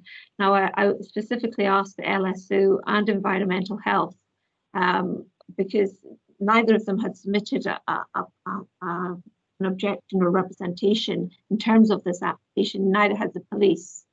Now, what we have to do is look at evidence that these things have been logged. Unfortunately, nothing was provided to us today, but I don't doubt that there will be occasions where residents are aggravated by noisy people. Again, it's where they've come from and what we do about it. Looking at the objections, you know, my overwhelming feeling from it was a concern of the thought that we're going to suddenly have over 6,000 people descending on the area. I think that was a very real and understandable concern. There was also, you know, a concern that this was being invaded perhaps by the use of the raised terrace. I'm far happier we've removed that element from the decision today, because I felt there were still questions that needed to be resolved. And, you know, not only be able to look at the noise assessment, which I think is critical, because again, there was that element that was raised by a number of people. I think there's been elements that have been raised that we can, as a licensing board, address and should attempt to address.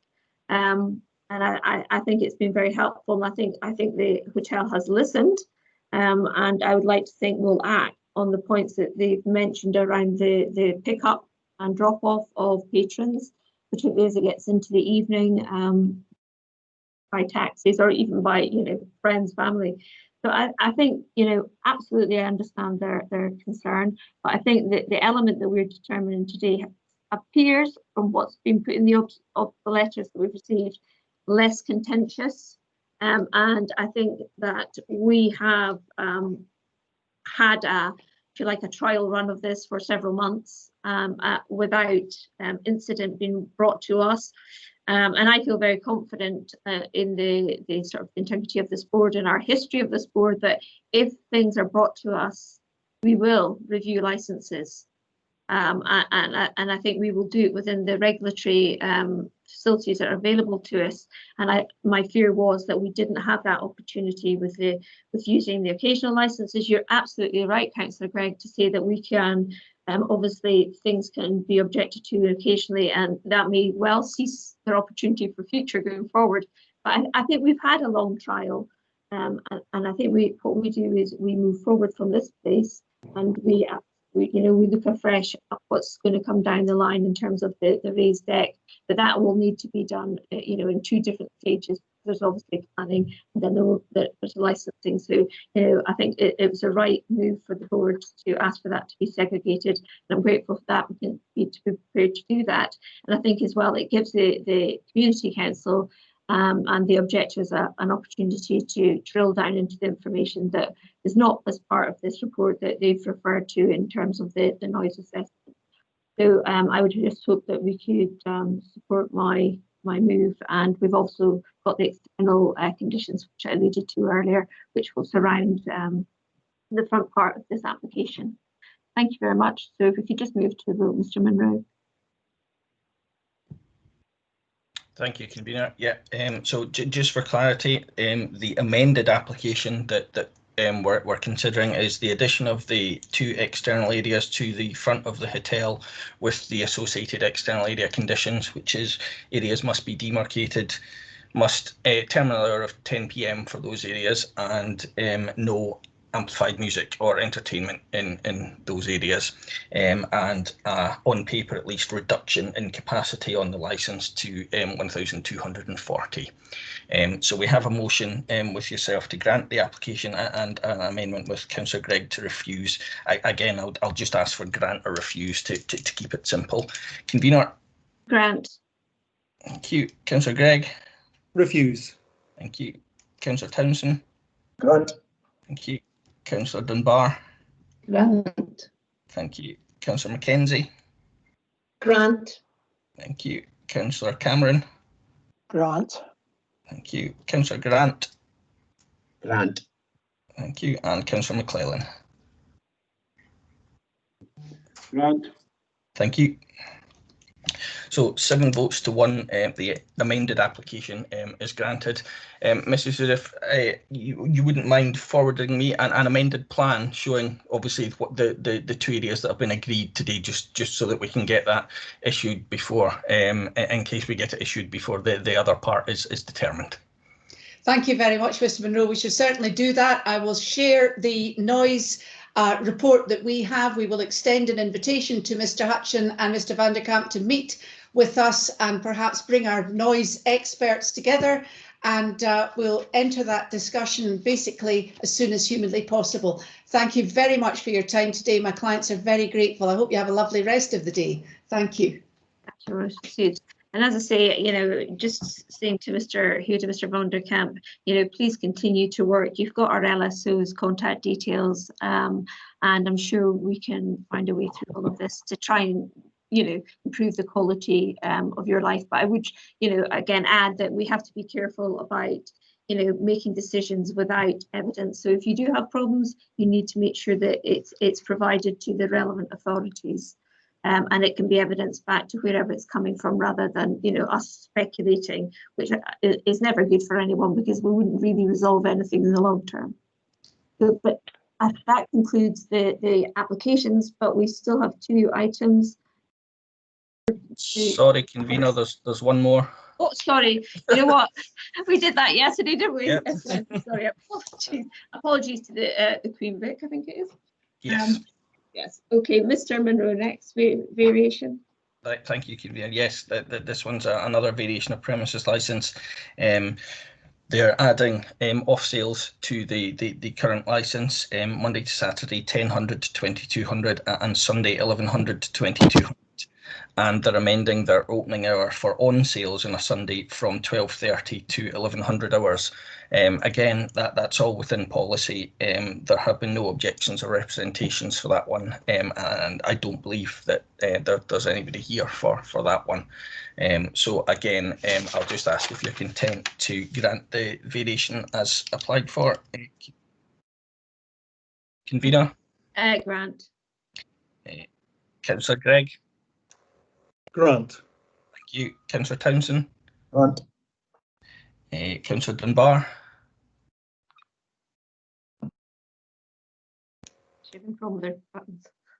Okay. Councillor Mackenzie? Grant. Thank you. Councillor Cameron? Grant.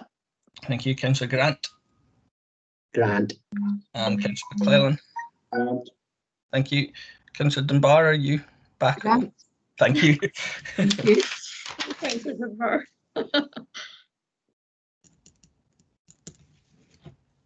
Thank you, convener. Yes, as you say, that's the last of the applications.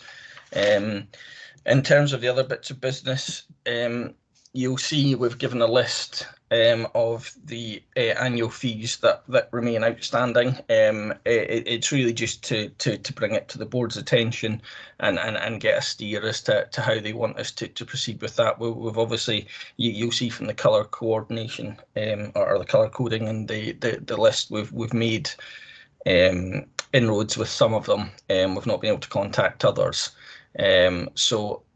Yeah, as I said, it's more to bring it to the board's attention and just get an idea from the board as to how they want us to progress matters. I've suggested to Mr. Munro that if they could just continue to work through it and to bring us an update in December at our next board meeting. Clearly, there's a number of premises that are still closed maybe not closed permanently. So I think if we leave our licensing team to continue to work through them and bring them back in December, is everybody content with that? Agreed. Yes. Yeah. Okay, thank you, folks.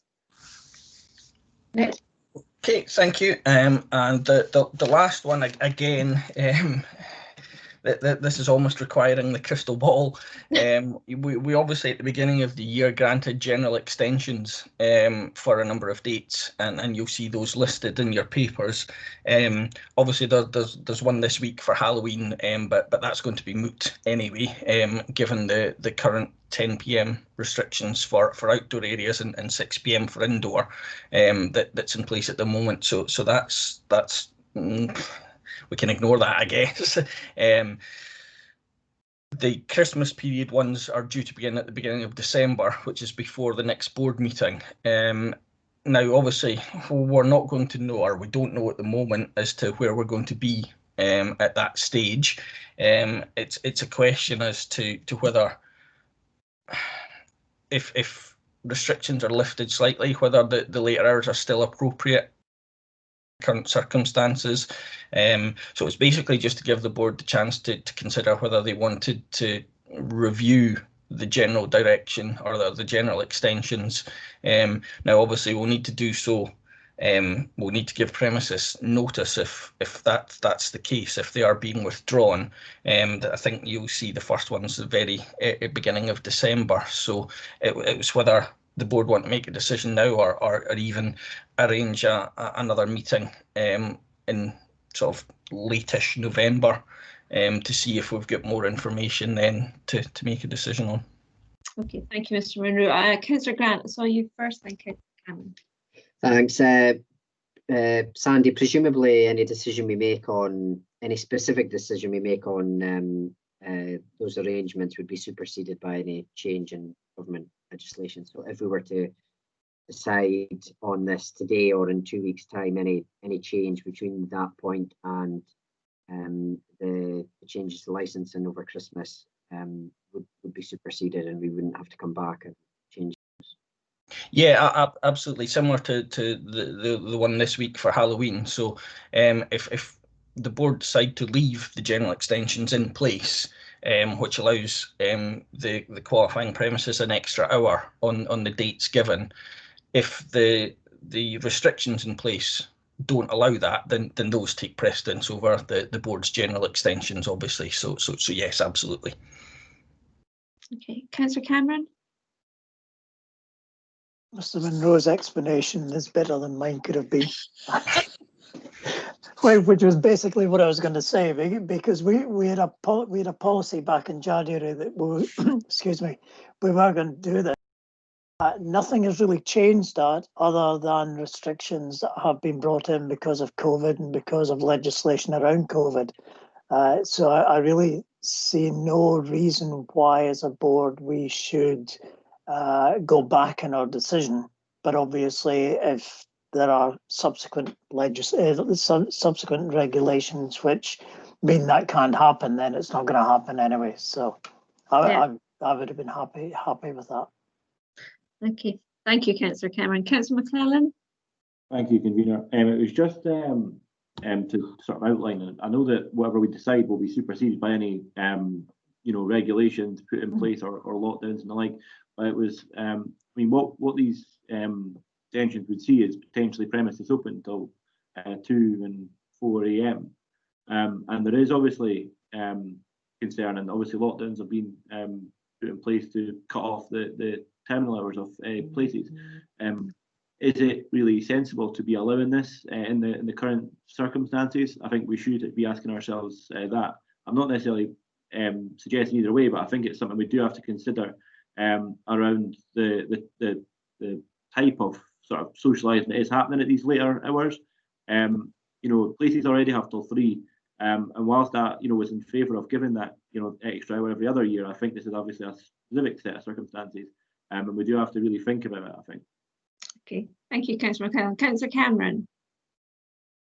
Yeah, really kind of in response to that, at the moment, nobody can open beyond 10, and even sometimes that's not working either.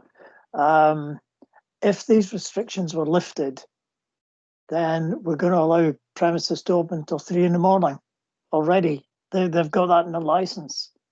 And the people that we give the extra hour to, excuse me, are the premises that are complying with our maximum of 15 continuous hours.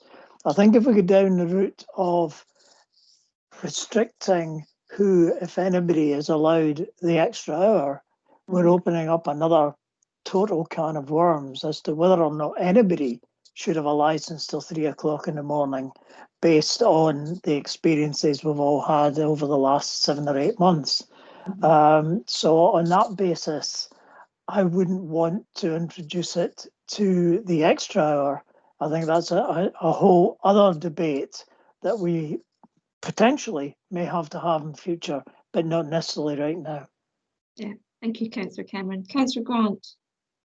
Yeah, sorry, just coming back in. I'm with David on this one. I mean, we're almost discussing this theoretically because I don't think there's going to be such a drastic change between now and then that allows these premises to open at that point. But I agree with David on the point. It's just. Okay. Does anybody else want to contribute? No. I mean, I can see where you're coming from, Councillor McClellan, but I think just because obviously, just because of the recent circumstances we've had. But I think, like Councillor Grant and Councillor Cameron said, I think this will all be superseded by the legislation that comes out from the government. So, I think whatever we're discussing today probably will be pretty irrelevant. And I do think that we have to be careful if we start, picking and choosing who we allow to apply the rules when we have a general, apply to our 15 hours and you get it. So I do think it would open a can of worms, and I think we need to be careful of that. I think we've all got enough on our plate at the moment with the different legislation that's coming through. So I think, I would be minded that, we leave it in place and allow the COVID restrictions to take precedence over what needs to happen for the public health side of it. And if in the future we want to revisit, is 3 o'clock too late? I think that's so unless anybody's otherwise minded, we'll just leave it as it is and we'll allow the COVID legislation really to the area determine the hours. Councillor McClellan. Convener, what I was saying is, whilst I appreciate the COVID rules will take precedent, they will supersede what is happening. I don't think that necessarily means we should just go ahead with what we would usually do. And I don't necessarily think it's opening a can of worms around is the time right. I totally agree it's the right thing to do every other year, but given the circumstances, I think we should really have to. I'm just trying to think about it sort of being responsible, and should we be encouraging drinking to 4 AM and the like in some instances, because most places can have 3 AM licenses as pubs and bars and that already.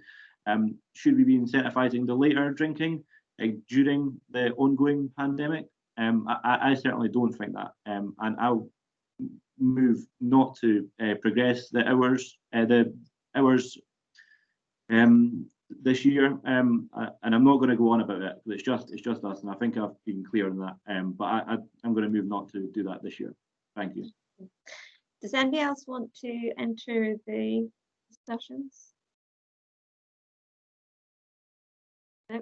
Okay, so we have Councillor McClelland wishes to cancel the general direction for Christmas.